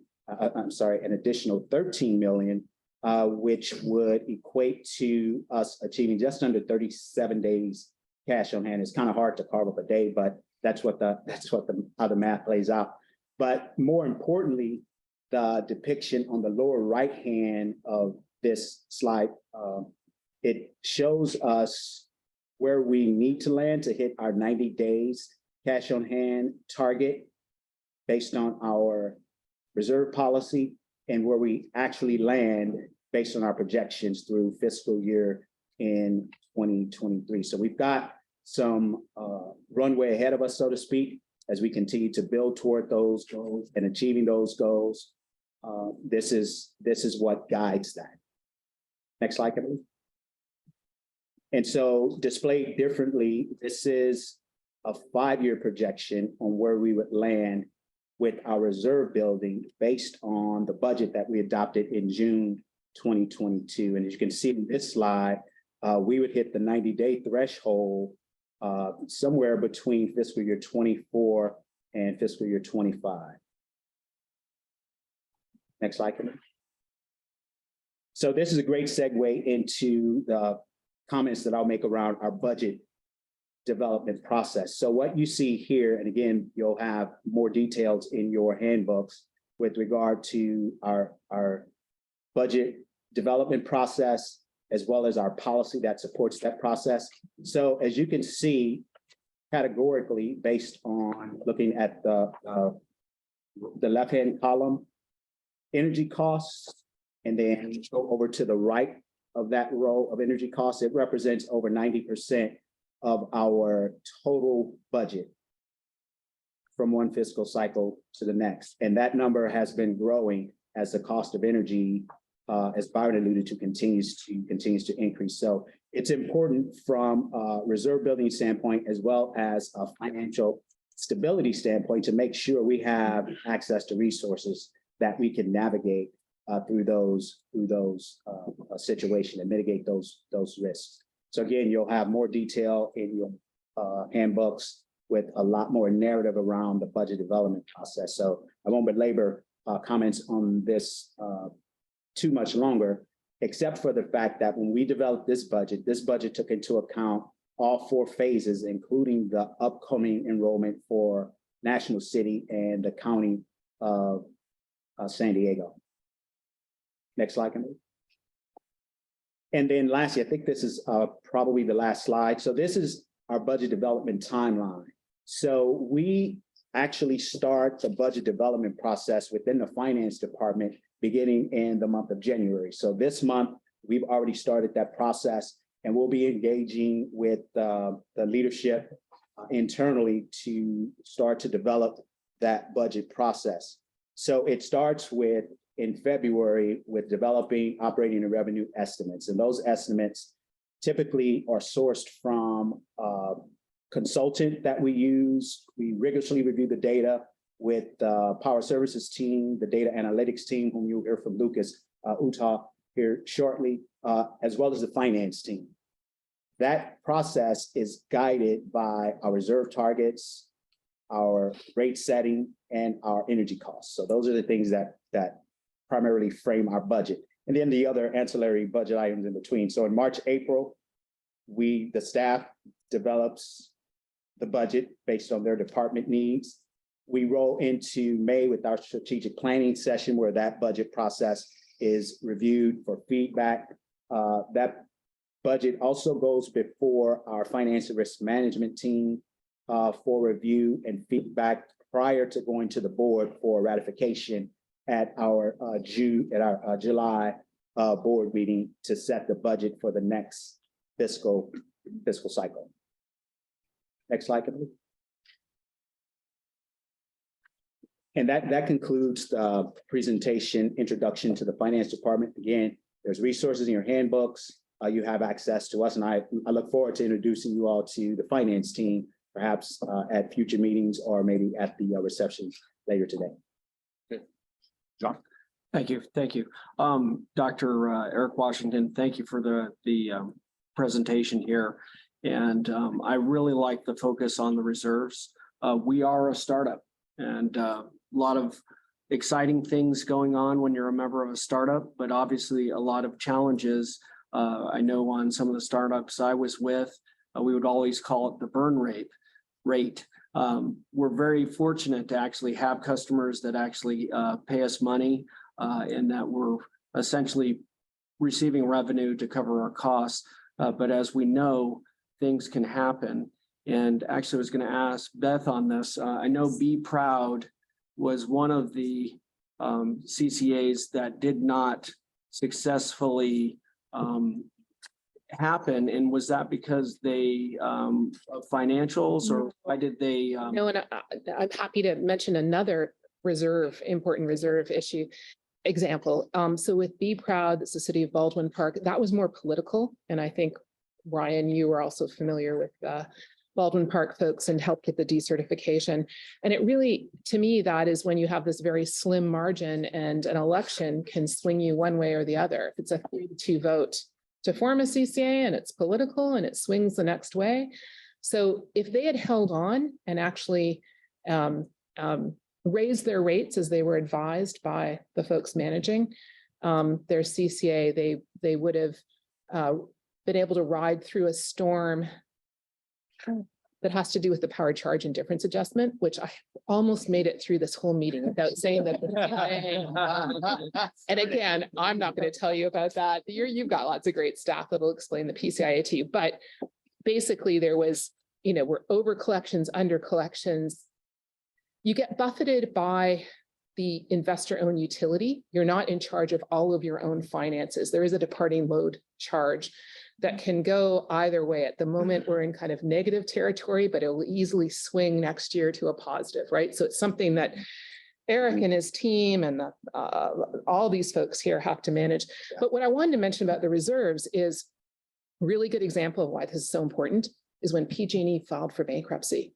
The CCAs in PG&E's territory, remember, the IOU collects the money, the billing is done on that side, frozen. Once they filed for bankruptcy, so there were 6 days when the CCA was not transferred back across. We filed with the judge immediately. We saw it coming. They had to, anyways, it was unfrozen, but I'll just emphasize that that's a really good example where for 6 days, you have no revenues coming in. So reserves, very, very important for a multitude of reasons. Yeah, Beth, thank you so much for highlighting that. I'll just say this. We had sort of a glitch in our transfer of funds. We were able to work closely with SDG&E to get it resolved, but it was a situation, and Lucas will recall this, where it was a number of days where we went without having funds remitted to our account. Again, the reserves and having access to resources to navigate through those are so important.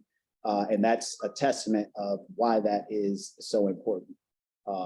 Ideally, reserves is the source to cover those unexpected occurrences. So thank you for the question. Yeah, and I just want to express, again, we're doing so many great things, and to be able to be viable for the long run and have that stability, we need to increase the reserves, and I'm fully supportive of making sure that we continue to build up our reserve funds. Thank you. Thank you. Mary Geary. Thank you. Thank you, Dr. Washington, for the presentation. My question is in line with the reserves as well. In your chart, you have projections by 2025, we would reach kind of comparable levels with some of the other examples you presented. Has the board had previous discussions on potentially revisiting that board policy to maybe once we reach those milestones, maybe revisit the policy and maybe expand it, or, to Mayor McCann's point, we want to make sure that we have a safety net for our organization. Thank you for that question, Director. So there's certainly opportunity to revisit reserve policy. The way we've got the policy written, we have to review it at least on an annual basis.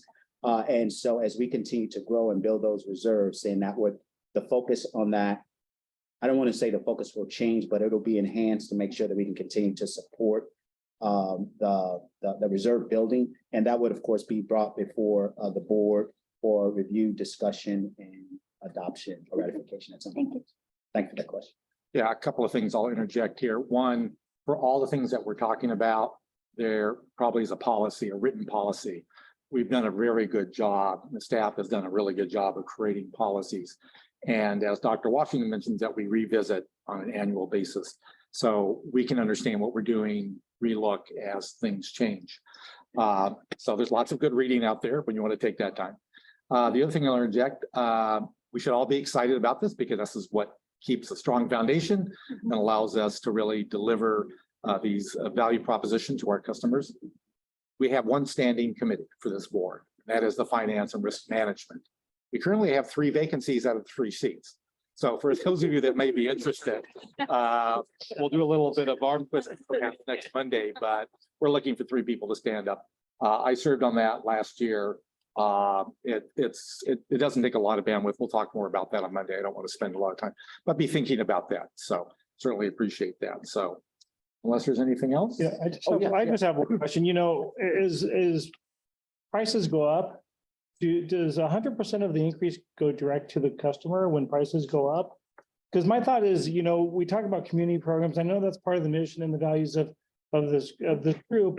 If there's any way we could ever offset those 100% increases in power, I know it's hard. It's I don't even know from a finance how you do this, but you're really a lot smarter than I am. But just to forego some of the community programs so that there's a direct impact to savings on the daily basis for everybody that San Diego Community Power serves. I think that if we had a vision like that, then there's a lot more to talk about. When we do programs in our own community, it's nice because we pat ourselves on the back. We have little things that say, hey, we did this on that date. But the truth of it is our communities don't really care sometimes about these programs. They're just trying to put food on the plate and, make ends meet. So just a thought I had as we've been discussing this. Director Fish, that's a great thought. As Karen pointed out, and you'll see in our goals, one of the things that we as a finance department is given some focus to is building what we are referring to as a stabilization reserve. And that stabilization reserve ideally will speak specifically to how do we offset some of the costs to our ratepayers with resources that we may have or can amass over time. So that's all in line with our strategic planning is to, and that's just one area of focus. Another would be programs. Another, I think Byron alluded to ways, and I refer to as well, when we get to a rate, credit rating, how we can reduce the cost of energy to us, reduce our costs, and then we're in a position to pass those costs directly onto our ratepayers in a manner that you're kind of referring to, the thought that you had.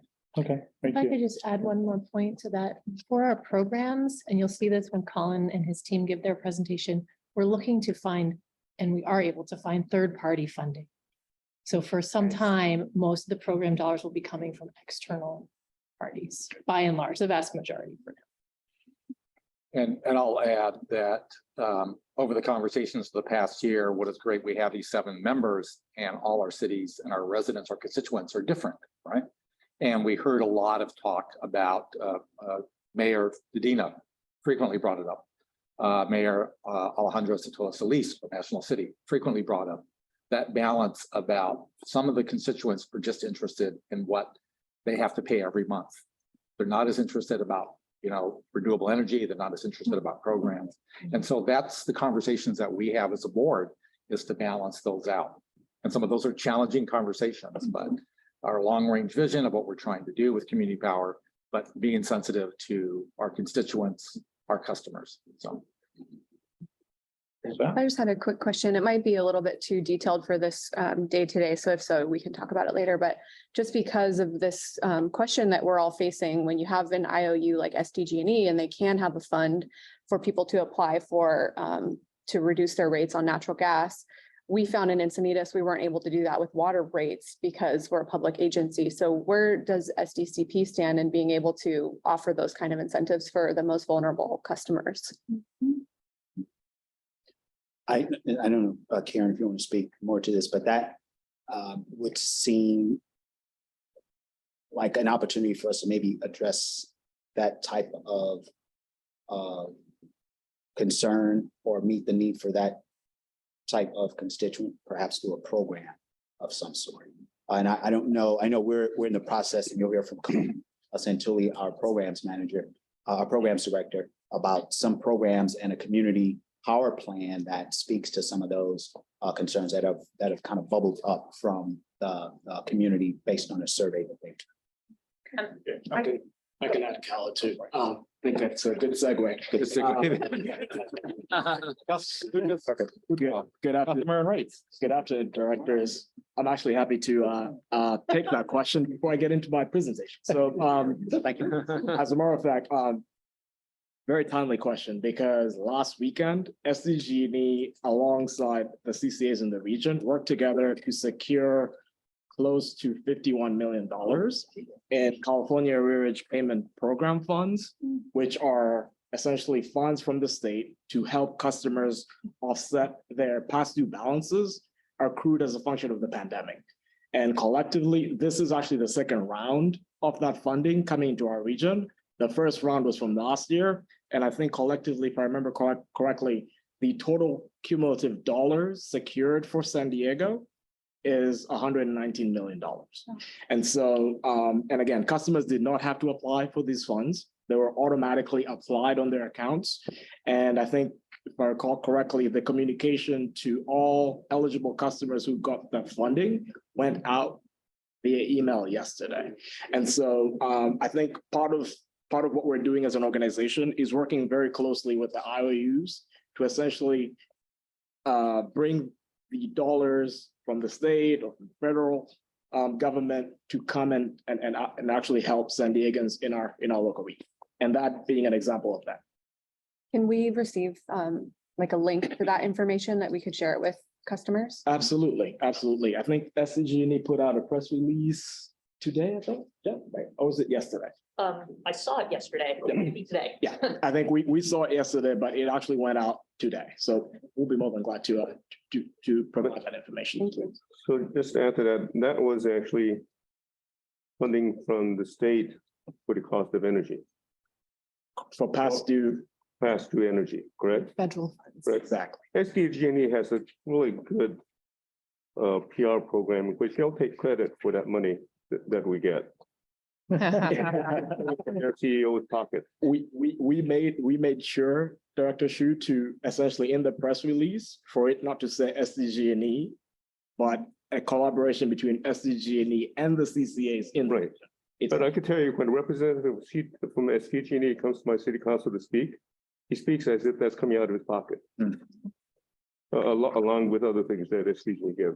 And I think that's one of the things I struggle with all the time is we're a community-based power provider.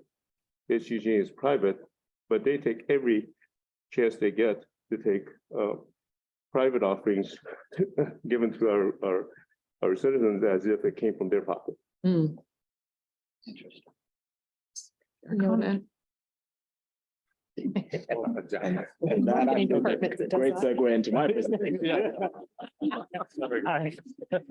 Good afternoon, directors. My name is Lucas Muto. I'm the Director of Data Analytics and Account Services. I've actually joined the Dream Team here at San Diego Community Power on April 5th, 2021. Prior to that, I worked for Calpine Energy Solutions, which happens to be the back office provider for the bulk of the CCAs in the state, essentially doing everything from direct access, billing, account management, accounting, and finally, CCA implementations. So I've had the pleasure of implementing CCA programs for the last probably 7 years. And I'm very glad to be part of the Dream Team. Give you a high-level overview of our team. We have Sam Gonzel, who is our data engineer. She joined us on October of last year. Her magical powers are writing code and centralizing all of our data feeds into a cloud-based database. We also have Ryan Hankey and Carly Newman, who, like me, came to the Dream Team here at San Diego Community Power from Calpine Energy Solutions. Ryan Hankey's magical powers are problem solving. No problem is too big, no problem is too small. And for Carly Newman, her magical powers are whispering to all of our customers and making sure that they get a world-class customer experience. On the right-hand side, that actually captures the primary vendors that we handle, or our team handles. Calpine Energy Solutions being the biggest one. So they offer back office data management services, as well as our contact center services. And we also work very closely with SDG&E as the billing agent and the customer data owner. There are various multiple data feeds that come from both Calpine and SDG&E that our team here is responsible for. And then last but not least, we also work very closely with Nyanesh. Nyanesh is our printing, postage, and mailing vendor, responsible for ensuring that we are meeting all of our statutory notification obligations, meaning when customers are transitioning over from SDG&E bundle service and into SDCP service, we are mandated by the California Public Utilities Commission to notify those customers, along with sending them on a yearly basis a joint rate mailer that essentially articulates our rates vis-a-vis SDG&E rates. And also our power content label, which is something akin to a product mix that you see on the back of a soup can. Moving over to the next slide. So just giving you a quick overview of what we do. Our team is involved in all facets of our retail operations. We, for the most part, ensure the customer experience is seamless on the front end by working very closely with SDG&E to transition customers to our service. We also work very closely with internal teams, so finance, power services, Byron's team, to actually implement and set rates for our customers, and also track billing and everything data related on the back end. We also work very closely with Eric and his team on load and revenue recognition analysis. So the issue that Eric brought up, we actually previewed it before it occurred, and we called attention to SDG&E's processes. And again, I think one of the key things that our team here does is not only take care or handle STCP retail operations, but we also have a duty to actually keep the IOU and our back office provider honest. That's part of the process that we do in terms of, a lot of quality control. We build processes that allow for us to scrape all of customer bills to see if our charges are going out to customers in a timely manner, if those charges are correct, if they're utilizing the correct rates, et cetera, on the back end, so that customers do not have to deal with any sort of billing inaccuracy or any sort of challenges in terms of their bill presentment. We also work very closely with Sam, our code writer, to essentially create a data feed centralization into the cloud, as well as track all of our KPIs in terms of our customer participations, opt actions, customers opting up to Power 100, customers opting down to Power On, and customers opting out, and seeing where we can actually focus our marketing strategies to address and essentially help with the customer engagement. And last but not least, we work very closely with Calpine to manage our contact center and the customer engagement management to ensure that all customers of San Diego Community Power get the world-class customer experience that they deserve. And that's one of the key things that we pride ourselves at. Moving on to the next slide, please. So then what is our purpose? At a high level, we build and nurture positive relationships with our customers, whether it's residential customers, whether it's key accounts that Lee Friedman he does as, a member of my team and a member of the public affairs team, just making sure that all of our customers have what they need to essentially solve their budget projections, solve their energy needs, essentially cut costs, et cetera. We also maintain and enhance a world-class customer experience. Again, we are responsible for articulating all of our contact center scripts. I definitely implore you to call our contact center. They are very well equipped to handle all inquiries. And again, that's just a function of what we do on the back end. We also, on to the next one, we also utilize and analyze data to drive strategic decisions. So we do projections, we track participation, we track opt actions by load, by counts, everything that you can possibly think of, we're slicing and dicing it, just to allow for our organization to make data-driven decisions, as well as enhance that customer experience. On to the next one. We also support potential programs, products, and/or new rate structures. We work very closely with Colin and his team, and Laura and her team to essentially anticipate the regulatory deliverables coming down the pipeline and how those impact our customers in terms of the programmatic offerings, rate structures, products, et cetera.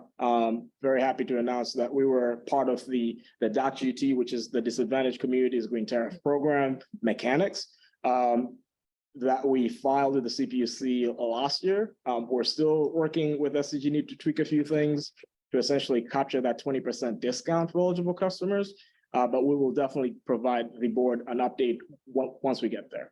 We also develop and maintain a cloud-based data ecosystem. We've essentially created an ETL or a data pipeline into Google Cloud, BigQuery, and we use that ecosystem to run our analytics to allow for us to analyze all of our key performance indicators. We also anticipate, articulate, and resolve back office issues before they occur, so that customers can have that seamless customer experience that they deserve. On to the next one. So then what are some of our annual priorities for this year? There's quite a few, but we've tried to condense them into three. One being continually striving to offer competitive rates. We understand that our region is probably one of the most expensive in terms of rates that customers pay for the electricity. And it is our mission to continually strive to offer competitive rates. The next one over is, next slide, please, is to maintain and grow our customer participation and satisfaction. We believe that, you know, an engaged customer, a customer who has all of the information that they need, more than likely will tend to gravitate towards participating in our program. And so to that end, we've made very conscious efforts to empower our customers. We do have great resources on our website that essentially explain to customers how their billing works. We do have a very good video on our website, as well as a ton of resources that customers can access via our website to understand what it actually means to be a San Diego Community Power customer. On to the next one. Last but not least, we are building a very robust data platform. And again, that is going to allow for us to run our analytics to better inform decisions across the organization. On to the next one, please. So key things that we're watching in this year. There's quite a few, but we've condensed them into a number of them. So the first thing top of mind is our phase 4 enrollment into National City and unincorporated areas of San Diego County. That's slated to commence in April of this year. As a matter of fact, their first pre-enrollment notices for customers in these two new member agencies are dropping the first week of February. We're also keeping a very close eye on local utility rate adjustments. By local utility, we mean SDG&E, and implementation of competitive SDCP rates that we'll be taking to the board next week. We're also keeping a very close eye on NEM 3.0 decision that came out in December. This one is going to have some customer impacts. We are working very closely with SDG&E in the articulation of the net billing tariff associated with NEM 3.0. And then we're also keeping a very close eye on the regulatory arena, especially as it relates to the California Energy Commission load management standards that essentially call into action the provision of dynamic pricing in our region. To that end, we're also keeping a very close eye on the real-time pricing pilot that SDG&E is working through with the CPUC to implement starting in 2024. And then last but not least, we are keeping a very close eye on the arrearage management. This relates to the CAP application of funds that I just alluded to earlier. And beyond, we are pursuing data access and essentially looking to solve data latency issues with SDG&E. Data is the cornerstone of everything that we do. And we want to work with SDG&E to ensure that we can access the data that we need to effectively run our operations in a timely manner. We're working very closely with CalCCA in that effort. And then we're also pursuing independence from external vendors. Right now, we do have the 3 vendors, but ideally we would like to explore ways in which we can bring some of it in-house, particularly our customer contact center. We're also looking at ways in which we can continue the customer engagement after we conclude mass enrollment in our expansion into National City and unincorporated areas of the county. And last but not least, looking to add additional staff to accommodate team needs, such as modeling, et cetera. And then to conclude my presentation, so the last slide, the key closing takeaways from our perspective is just recognizing that our customers are the cornerstone and the focus of everything we do, not only as part of our team, but as an organization as a whole. And to that end, you know, collaboration across all teams internally and externally to ensure outstanding service and value to customers. And then putting into motion short and long-term strategies are required to provide cleaner energy to our customers at rates that are affordable. And last but not least, enhancing and building that data ecosystem that will allow for us to run advanced analytics, simply because the world is a big data oyster. And that actually concludes my presentation today. Stealing that. Thank you, Lucas. The only thing I wanted to highlight is that customer retention. Kudos to Imperial Beach. You have the highest rate of retention, 96.8%. But that's actually a key indicator in terms of how we do our job, because it really is all about the customers, as I think Councilmember Fisher was saying. So unless there's any other questions. Sorry, I just want to make a comment about the engagement after enrollment. I can't tell you how huge that is. I know Karen heard an earful from me when she was newly hired. Because we had some real issues in Imperial Beach. We had a lot of people who, once SDCP came on board, SDG&E was sneaky. They raised the rates. We hit summer rates, and people went through the roof because they thought that this was a direct relation to us being enrolled in this. And there weren't any answers. There weren't anybody to really turn to. And I don't think myself, I wasn't quick enough to reach out to Santa Community Power and get some answers. And so I think it's super important. Because again, everyone wants to point their finger at the bad guy who did the sneaky stuff. And it wasn't the city councils, it wasn't Santa Community Power, it was the big guy in the room, so. Well said. Kimberly? Yes, I believe our Imperial Beach representatives need to leave. Yeah. We have council tonight. And early because closed Early, session. yeah. Okay. Thank you for having us. You want to take another break while we? Do you want to do another quick photo while you've got? Let's do it. Oh. Yeah, Oh. first one. That's You'll benefit true. from it. Then I. There we go. Yeah. I'll take a photo. Yeah. Okay, we'll take another photo. We did a group photo. Okay. So. Yeah. Put it out there. Speaking. Oh. On 10.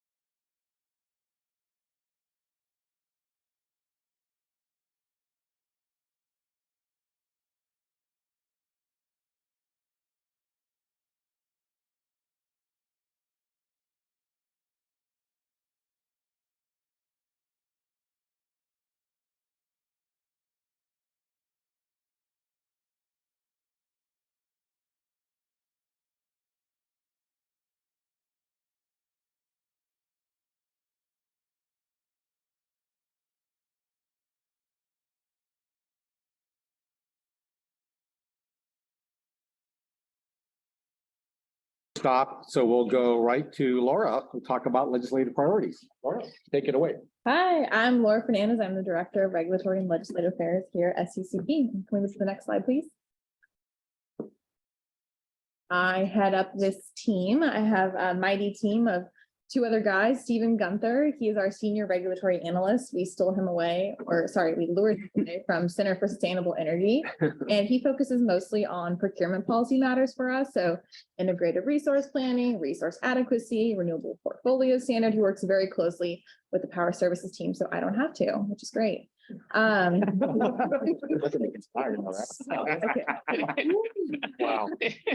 Sebastian Sari is our policy manager. He works very closely on programs related things. So you have already heard a little bit about our disadvantaged community green tariff and community solar green tariff programs, the fun acronym DACGT, CSGT. You'll hear it a lot, but I'll try and spell it out. Basically, the program that will offer clean energy to low income customers at a discount. And so we're looking forward to that getting approved this year. Next slide, please.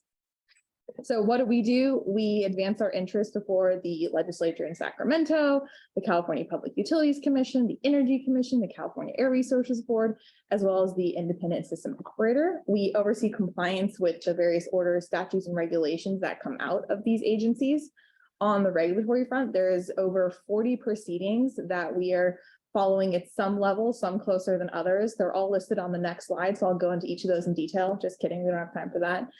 On the legislative front, we work very closely with CalCCA and their team of lobbyists. We also have our own lobbyists in Sacramento to analyze bills as they're introduced, to determine which positions we want to take on certain bills, whether we support or oppose or just stay out of it.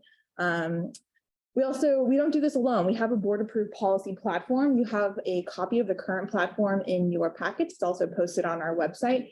And we do plan to take this policy platform to the board again next month. And we're going to update it, review it, make sure it looks good for this legislative session so that we don't have to come back to you all every single time a new bill is introduced. We have a little bit of guidance, and this kind of guides our policy engagement both before the legislature as well as all of these beautiful agencies. Next slide, please. Here's just some of our priorities. I certainly couldn't fit all of them on one slide, but exciting things that are coming up. We're planning an STC Sacramento Lobby Day, probably going to be the day after the CalCCA Lobby Day. So we're going to take our executive team up to meet with our legislative delegation in Sacramento, tell them about all the cool things that we're doing. We're tracking implementation of the Infrastructure Investment Jobs Act and the Inflation Reduction Act, which is the federal climate legislation. We do have some new federal lobbyists who are helping us, which is great to have that presence in DC since there is sort of an unprecedented opportunity there. As I mentioned, we're waiting for a draft resolution from the CPUC, which we believe will approve the DACGT CSGT program. And we expect to see that in the next month or two. So that'll be a fun program for us to launch this year, and that'll move into implementation and out of my space.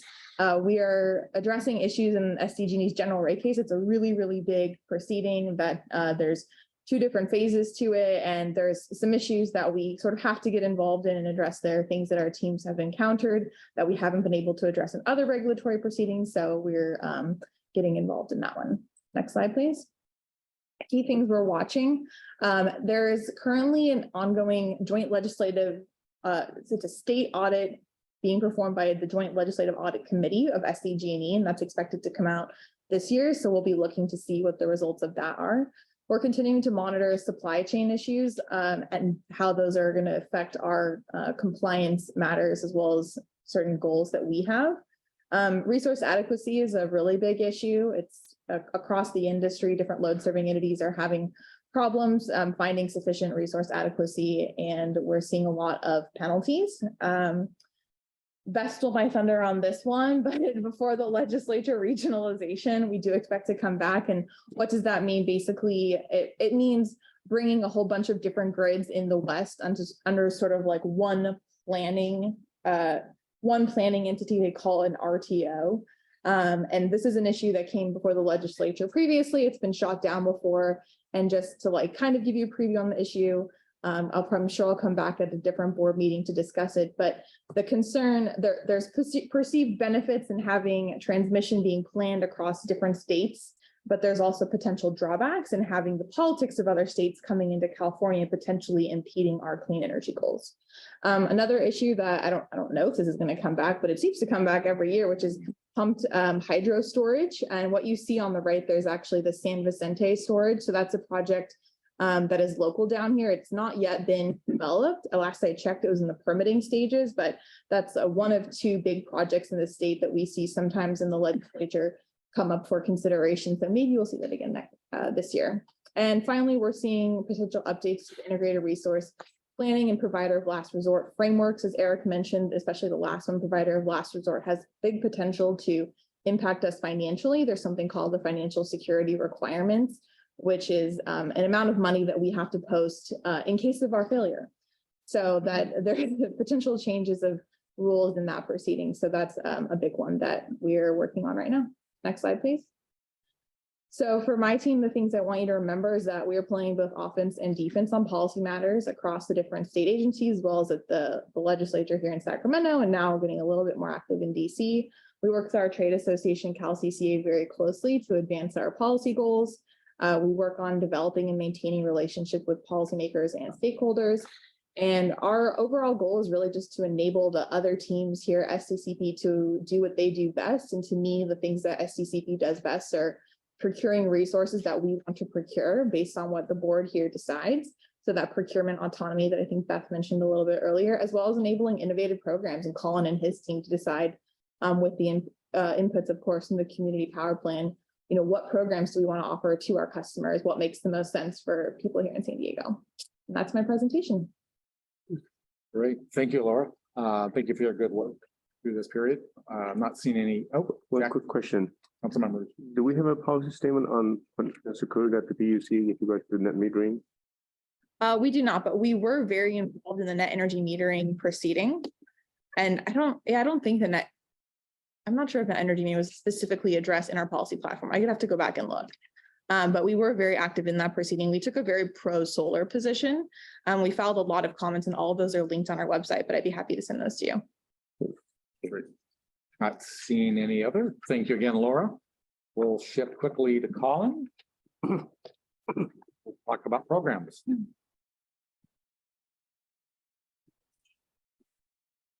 Good afternoon. Next slide, please.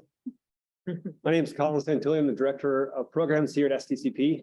I'm so sorry Jack left because I wanted him to hear me talk about programs and the value of programs. I'll have to follow up with Jack later, but I'm glad that that y'all are here to hear about our team and to hear about what our priorities are for this upcoming year.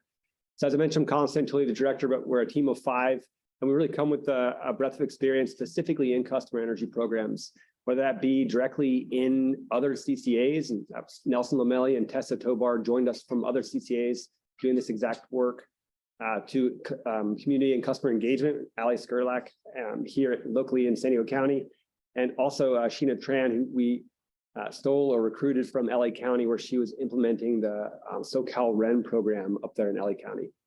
So this is a team that we have to work on our priorities ahead of us. Next slide, please. And in short, the programs team, we were created to implement the customer energy programs that are required by our JPA and that are aimed to achieve a number of things. First and foremost, we're hoping to advance clean energy technologies. And this can be anything from residential to community solar, to electrification of our building and transportation sector, to distributed battery storage. And really the goal of this is to provide community benefits to our customers. We are also, the programs department is the team that's responsible for our workforce development initiatives here at the organization. It's also part of our JPA. And lastly, additionally, we're aiming to provide our customers with as much clean energy education as possible. And the goal is to provide these programs throughout our member agencies, but specifically to target those to communities of concern, again, outlined in our strategic goals as well as in our JPA. Right. These are our 5 annual priorities for this fiscal year. I'm going to do a little bit of a deep dive on the first one which is to finalize our community power plan. We spent the better part of the last 6 months really focused on this as a team. You can go to the next slide. And I've spent a lot of time talking to the board So I want to do my best to bring the new board up to speed. Next slide, please. We are planning to bring an item in next week in the January board meeting, as well as in the February board meeting. So I want to again provide a background for the team here. The Community Power Plan, in short, is our 5-year strategic plan for customer energy programs. Our methodology for creating that plan is outlined here on the right.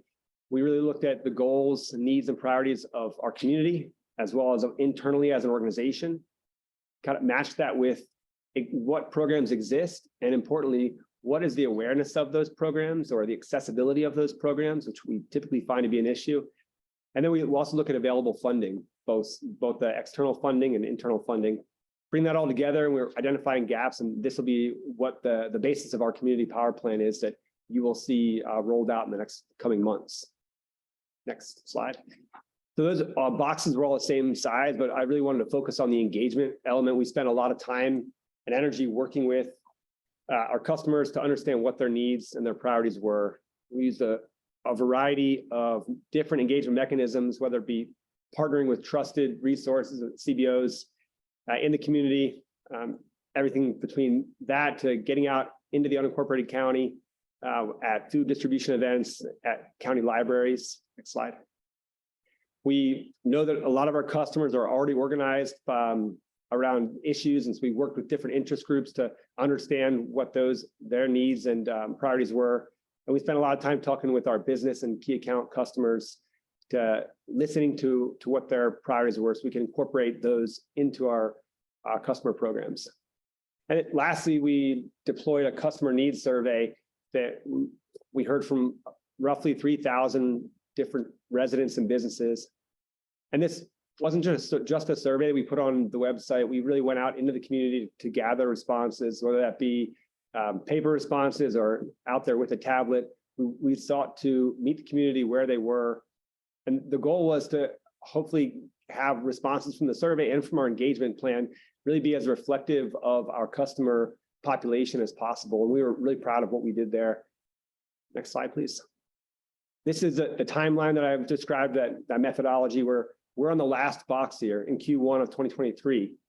So we've done our engagement, we've assessed our programs, and we'll be developing our draft community power plan for public comment to be put out in March. And ideally, we'll be having a special session at our strategic planning meeting later this spring as well with the board. Next slide. So going back to our annual priorities, that's really one of our main goals here is to finalize our community power plan. We have lots of other things that we're working on. You heard both Lucas and Laura talk about our green tariff and community solar programs. We're really excited to see those transition from a regulatory space into an implementation space. And that's a CPUC funded program. Tessa is heading that up for us, and we expect, as Laura said, to get that off the ground in the next few months. The board also approved a community grant program last month, which we expect to bring back full program guidelines to the board in February or March.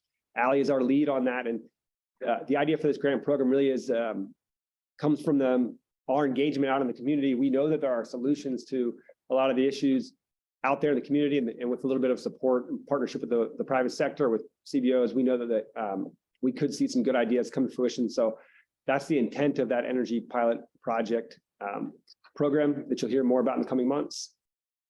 Additionally, we are leading the initial steps to explore formation of a regional energy network, or a REN. Now, REN is a CPUC-funded initiative that funds energy efficiency and workforce development programs and seeks to fill gaps from existing IOU programs.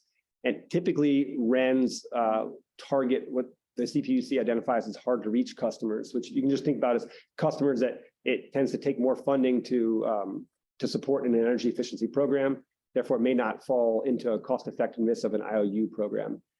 So San Diego County is currently one of the only populated regions in the state that isn't covered by a regional energy network. This goes beyond SDCP. It is regional by nature. So this is, when I say we're leading the efforts, we are kickstarting it. We're committed to kind of supporting the initial effort, but it is a regional effort. We'll be coming back to the board in the coming months for more details on that as well. And lastly, we are initiating different partnerships and initiatives to support all your cities in the county to meet your climate action plans. And this can range the gamut of, we recently established a partnership with the San Diego Regional Climate Collaborative. That many city staff are involved in that regional collaborative to share best practices. We know that several cities have done great things on REACH codes and Encinitas and Chula Vista, and we're here to try to facilitate that best practice sharing, make sure that all of our member agencies can be learning from each other and provide support when necessary. So that wraps up our annual priorities. Next slide, please. Things we're watching, as I mentioned, the REN is a big focus area for us right now.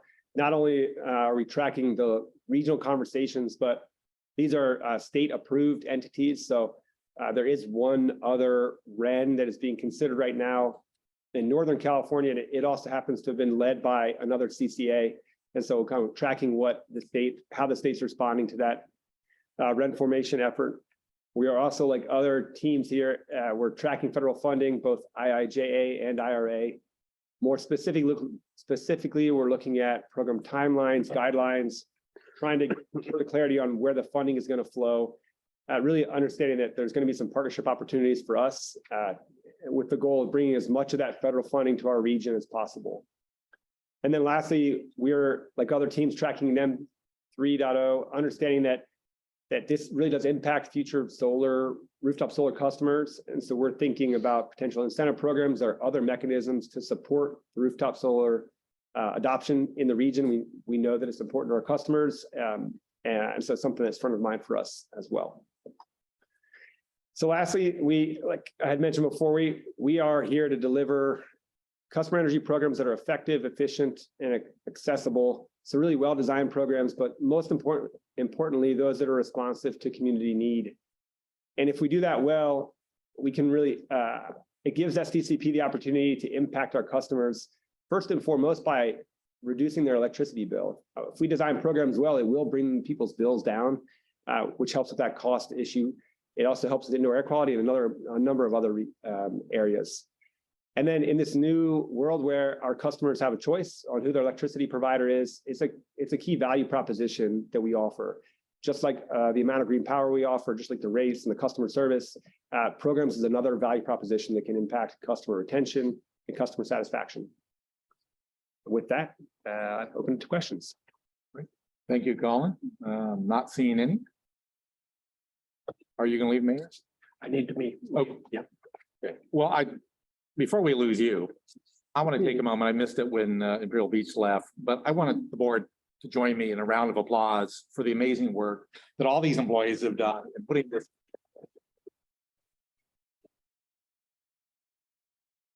first ever board orientation, this massive book here, the slide decks you put together, and trying to consolidate really complicated stuff into understandable language, or mostly understandable language.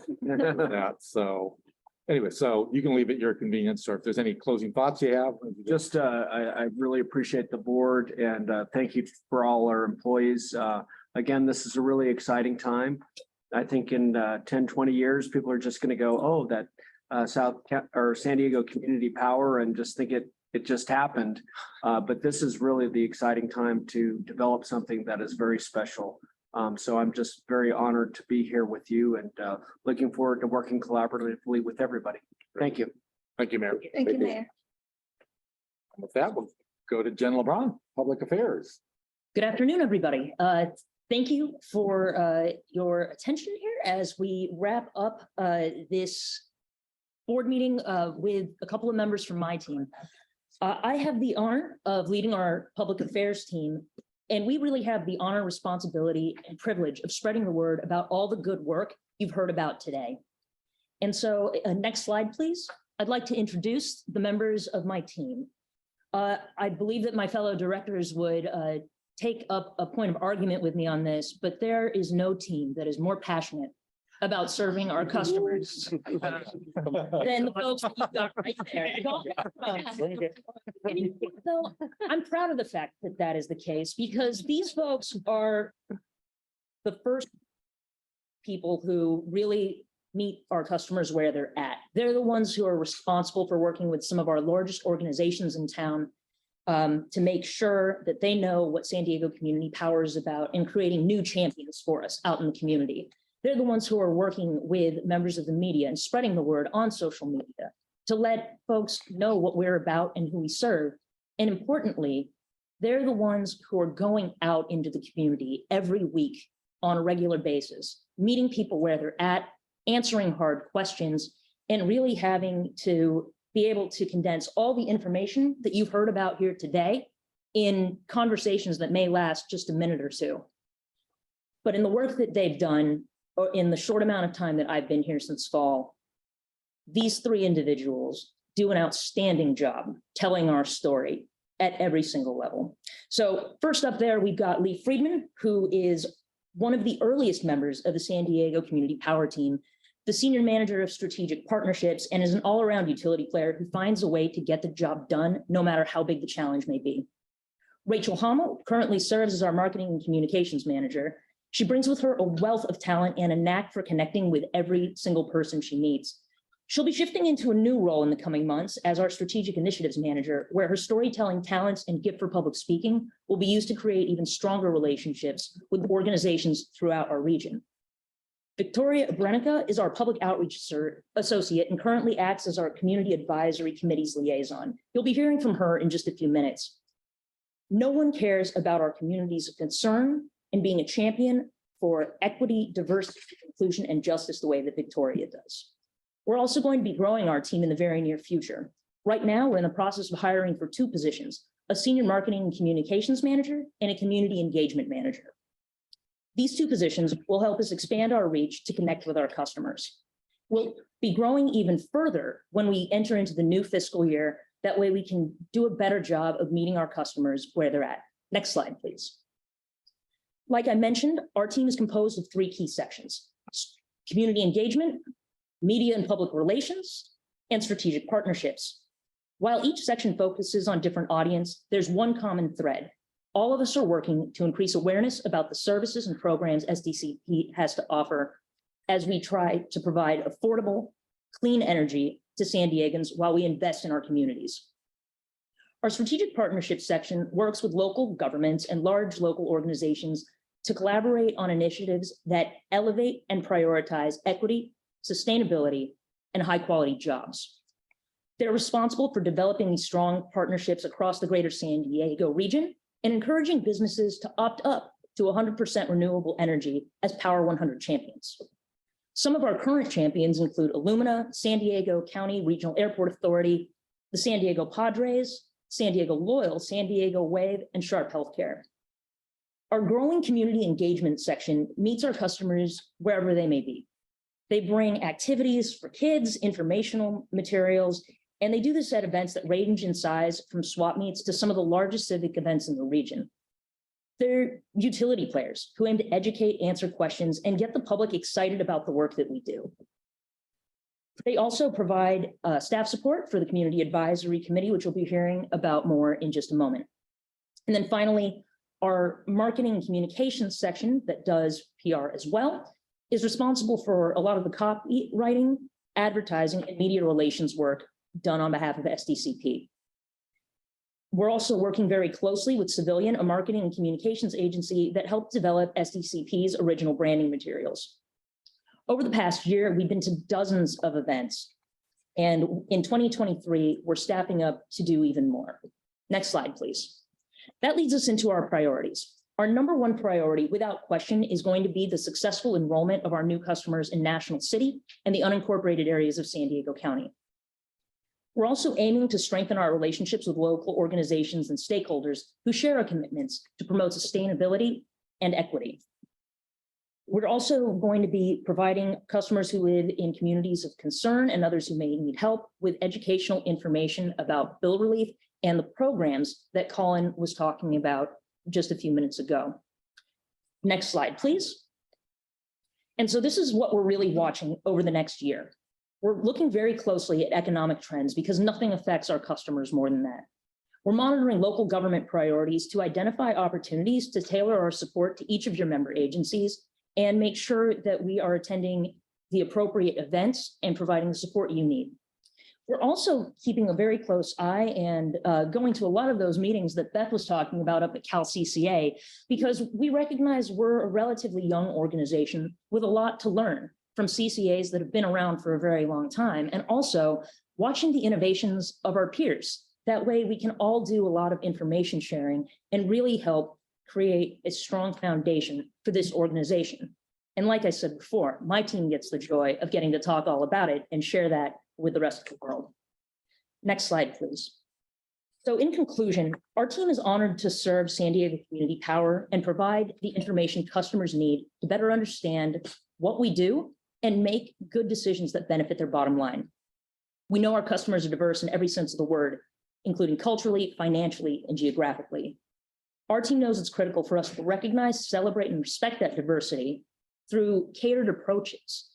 And as we add personnel, we're going to be better equipped to attend a variety of events throughout the county, partner with organizations that share our commitment to sustainability, and tell the story of the work that these folks are doing every single day to bring clean, affordable power to everyone. I'm happy to answer any questions you may have. Otherwise, I'm more than happy to turn it over to Victoria to tell you more about our CAC. Not seeing it. Jen, thank you very much. Thank you for your very, very good work on this regard. Oh, Victoria. Hello, my name is Victoria Brenica. I use she, her pronouns. I'm the Public Outreach Associate here at San Diego Community Power, and I'm the Community Liaison for the Community Advisory Committee. And our Community Advisory Committee is one of the 3 pillars that really hold our organization together. Next slide. Oh, wait. Okay. I didn't see we were on this one already. So the history of our Community Advisory Committee, or also known as the CAC, and it's really important part of what makes community choice aggregators so effective. They provide a venue for ongoing community support and engagement in the strategic direction, goals, and programs of community choice aggregators. And our Community Advisory Committee was formed in 2020, a year before we began the enrollment in the city of San Diego, La Mesa, Chula Vista, Encinitas, and Imperial Beach. And forming advisory committees so early in the development of community choice aggregators and a year before offering services is pretty uncommon amongst most of the community choice aggregators throughout our state. But we did that intentionally because we at San Diego Community Power truly value community input and recognize that our organization wouldn't exist if it weren't for the community members that ignited the movement that started over 10 years ago to start a community choice aggregator here in San Diego.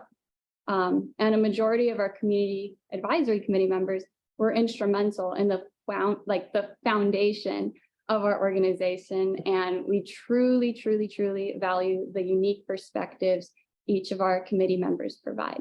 Next slide, please. So our Community Advisory Committee, we have 2 advisory committee members that represent each of our member agencies, and the areas that we represent are the City of San Diego, Encinitas, La Mesa, Chula Vista, Imperial Beach, National City, and the County of San Diego.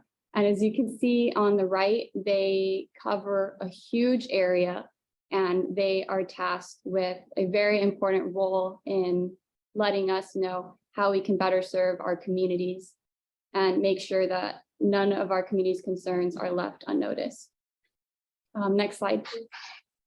So our community members, our committee members, there are 14 members. On the right, you can see our officers.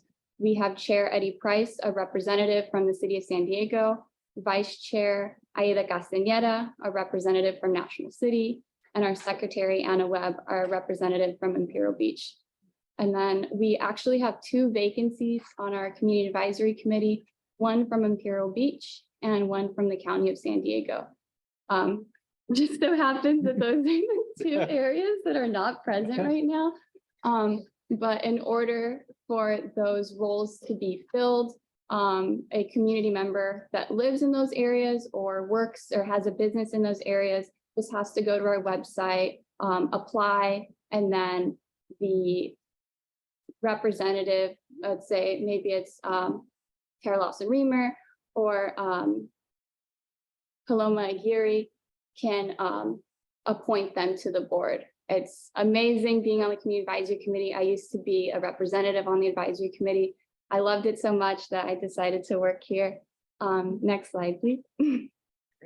So now that we talked about like the history of the community advisory committee, where they represent and who's on the advisory committee and what makes up the advisory committee, I wanted to talk more about how we operate. So we have the full committee of 14 members, and they are offering for a venue for ongoing citizen support and engagement in the strategic direction, goals, and programs of SDCP. And they present quarterly updates to all of you at our board of directors meeting. And then we have our executive ad hoc committee, and they are made up of smaller than a quorum group of individuals who meet with our staff and our executive team and make sure that all of our decision-making is really prioritizing our community. And then after that, we have our work plan ad hoc committee, and that is also made up of less than a quorum of individuals on our advisory committee. And that is a temporary ad hoc committee that works together to create the goals and priorities for the following fiscal year. And when that committee is up and running, they report to the monthly community advisory committee meetings. That way, it's very collaborative, and that is something that is adopted and approved annually. Next slide, please. So this slide and the one after this kind of go into what is in that work plan. And so equity overview, just making sure that we are prioritizing justice, equity, diversity, and inclusion when we're working with SDPC board and staff, and then CAC or Community Advisory Committee educational presentation. So our advisory committee members can invite or hold educational presentations at their committee meetings to further promote and support SDCP's mission, vision, and values. And then after that, we have our legislative, public policy, and regulatory. So they provide news and advise the board on legislative, public policy, and regulatory issues. And they're able to make public comments or written comments at public meetings supporting SDCP positions on these issues. And then we have our equitable, inclusive, and sustainable workforce policy. And so working with our staff to make sure that when we are putting in that policy, that it is really, if it's called equitable, inclusive, and sustainable workforce policy, that we're really thinking about how that's going to affect the community. And then we have the power procurement. So they're just going to be reviewing briefings and giving comments on short-term and long-term procurement projects under the consideration of the board of directors. And then marketing communications, I think they're going to be very busy because we are going to be enrolling unincorporated San Diego County and National City this coming spring. So just boots in the ground, helping with phase 4 enrollment. Next slide. Okay. So the Community Advisory Committee will be reviewing and providing comments to the SDCP board regarding the energy bid evaluation criteria, and then the community power plan. They've already helped with our outreach efforts, and now they're working with our programs team to make sure that the programs that we're implementing really are going to help our community and make sure that they are equitable and all of that good stuff. And then after that, there's the staff and board initiated items. So they're going to be providing recommendations on items and making sure that our board is thinking about and really representing the communities that they serve. And then SDCP orientation training. Aiva is here, I think, our vice chair. And then some of our other community advisory committee members are watching this online. So just, really absorbing all of this information So that way, when they are back in the communities, they're able to just share all this information with their neighbors and different community members. And then DAC GT and CSGT, that stands for our Disadvantaged Community Green Tariff and our Community Solar Green Tariff programs. So they're going to be working with our legislative and regulatory and our programs team to make sure that when we are putting in those programs, that we are really focusing on the community. And then the last thing is making sure that they have a work plan for next year. Next slide. So thank you so much for allowing me to speak today. I'm ready to take any questions if you guys have any. Yeah, I'm curious to know if our community advisory members receive a stipend for their time, or is it volunteer? All of our community advisory committee members are voluntary. They do not receive any stipends. They might receive like water bottles or sweaters, but they, no, I was on the advisory committee. I didn't- money. Sustain them so they can make it through the meeting. Yeah, they do not receive any stipends. Okay, was that something that was considered in the development of the committees was there a reason why we weren't offering stipends? At least when I was on the board, I felt like I was able to speak freely when I wasn't like offered money, because I was like, I'm really here to represent my community. But I do know we live in a very expensive city and we pay the highest utility rates. And so perhaps a stipend would be good, but I think we would have to consult with legal counsel, and we have communicated with them and we talked to our board. But if that's something that you'd like for Encinitas or for all of our other areas, perhaps you can put it on the agenda. Yeah, I think it's worth a discussion at least. I think that was in our efforts to create more equitable governance in Encinitas. That was something we realized why we were having underrepresentation of certain communities on our volunteer commissions. So I think it would be valuable for us to consider that in the upcoming year. Through the chair, I would support that. Thank you. Yeah, I think that is a rising conversation. How do we get the diverse voices, underrepresented communities to attend, to make it worth their while and to make sure we get that representation. So I think the stipends for the board was relatively new as well, if I'm not mistaken. So that would be the next step to talk about. Yeah. So any other questions? With that, thank you, Victoria. Thank you for the so work. much. Thank you for staffing the Citizens Advisory Committee. That's very helpful. Thank you. So, I just have a couple things, if that's okay. yes.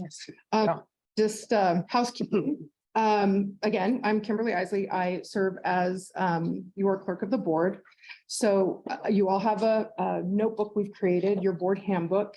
It would be helpful if you could bring it to all of the in-person board meetings. We'll have additional items at the in-person board meetings where we have printed materials that you could add to your handbook. On tab 15, there's a checklist of items that I need back from everyone. If you wouldn't mind giving that checklist to an executive assistant or your aide, if they could email some things back to me and just confirm some of the questions or information that I need, they can just email those items back to me.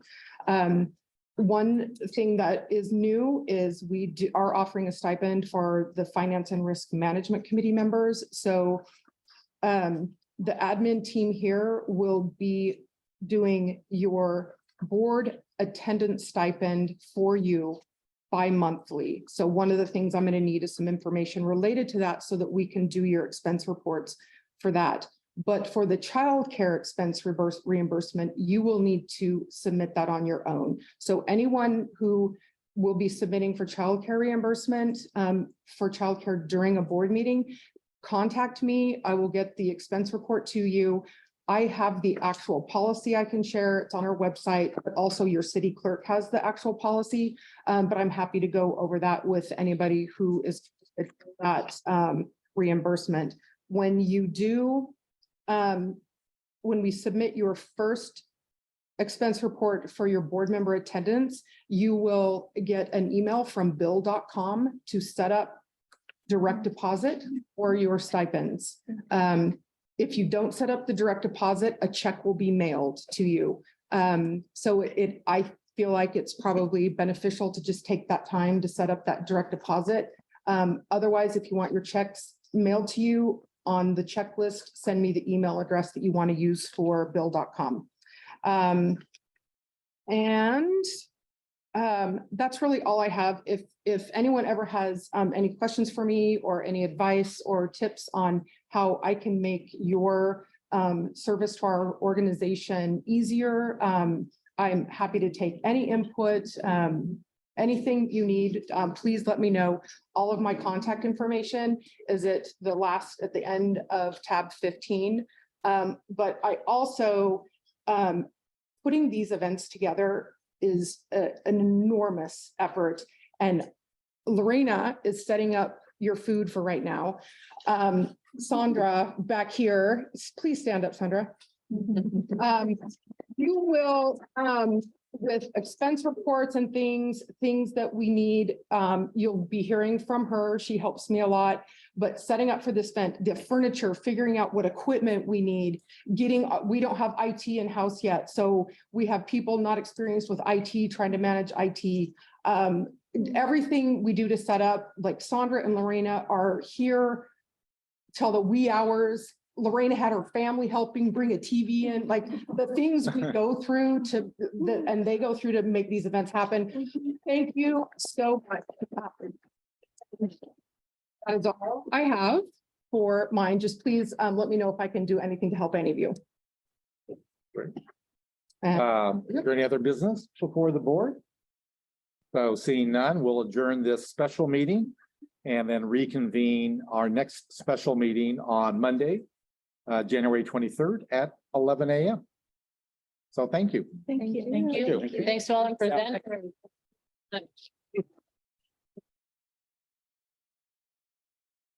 Did we finish ahead of schedule? We did. Kind of kicked it into high gear there at the That end. happened? I don't know if that's ever happened.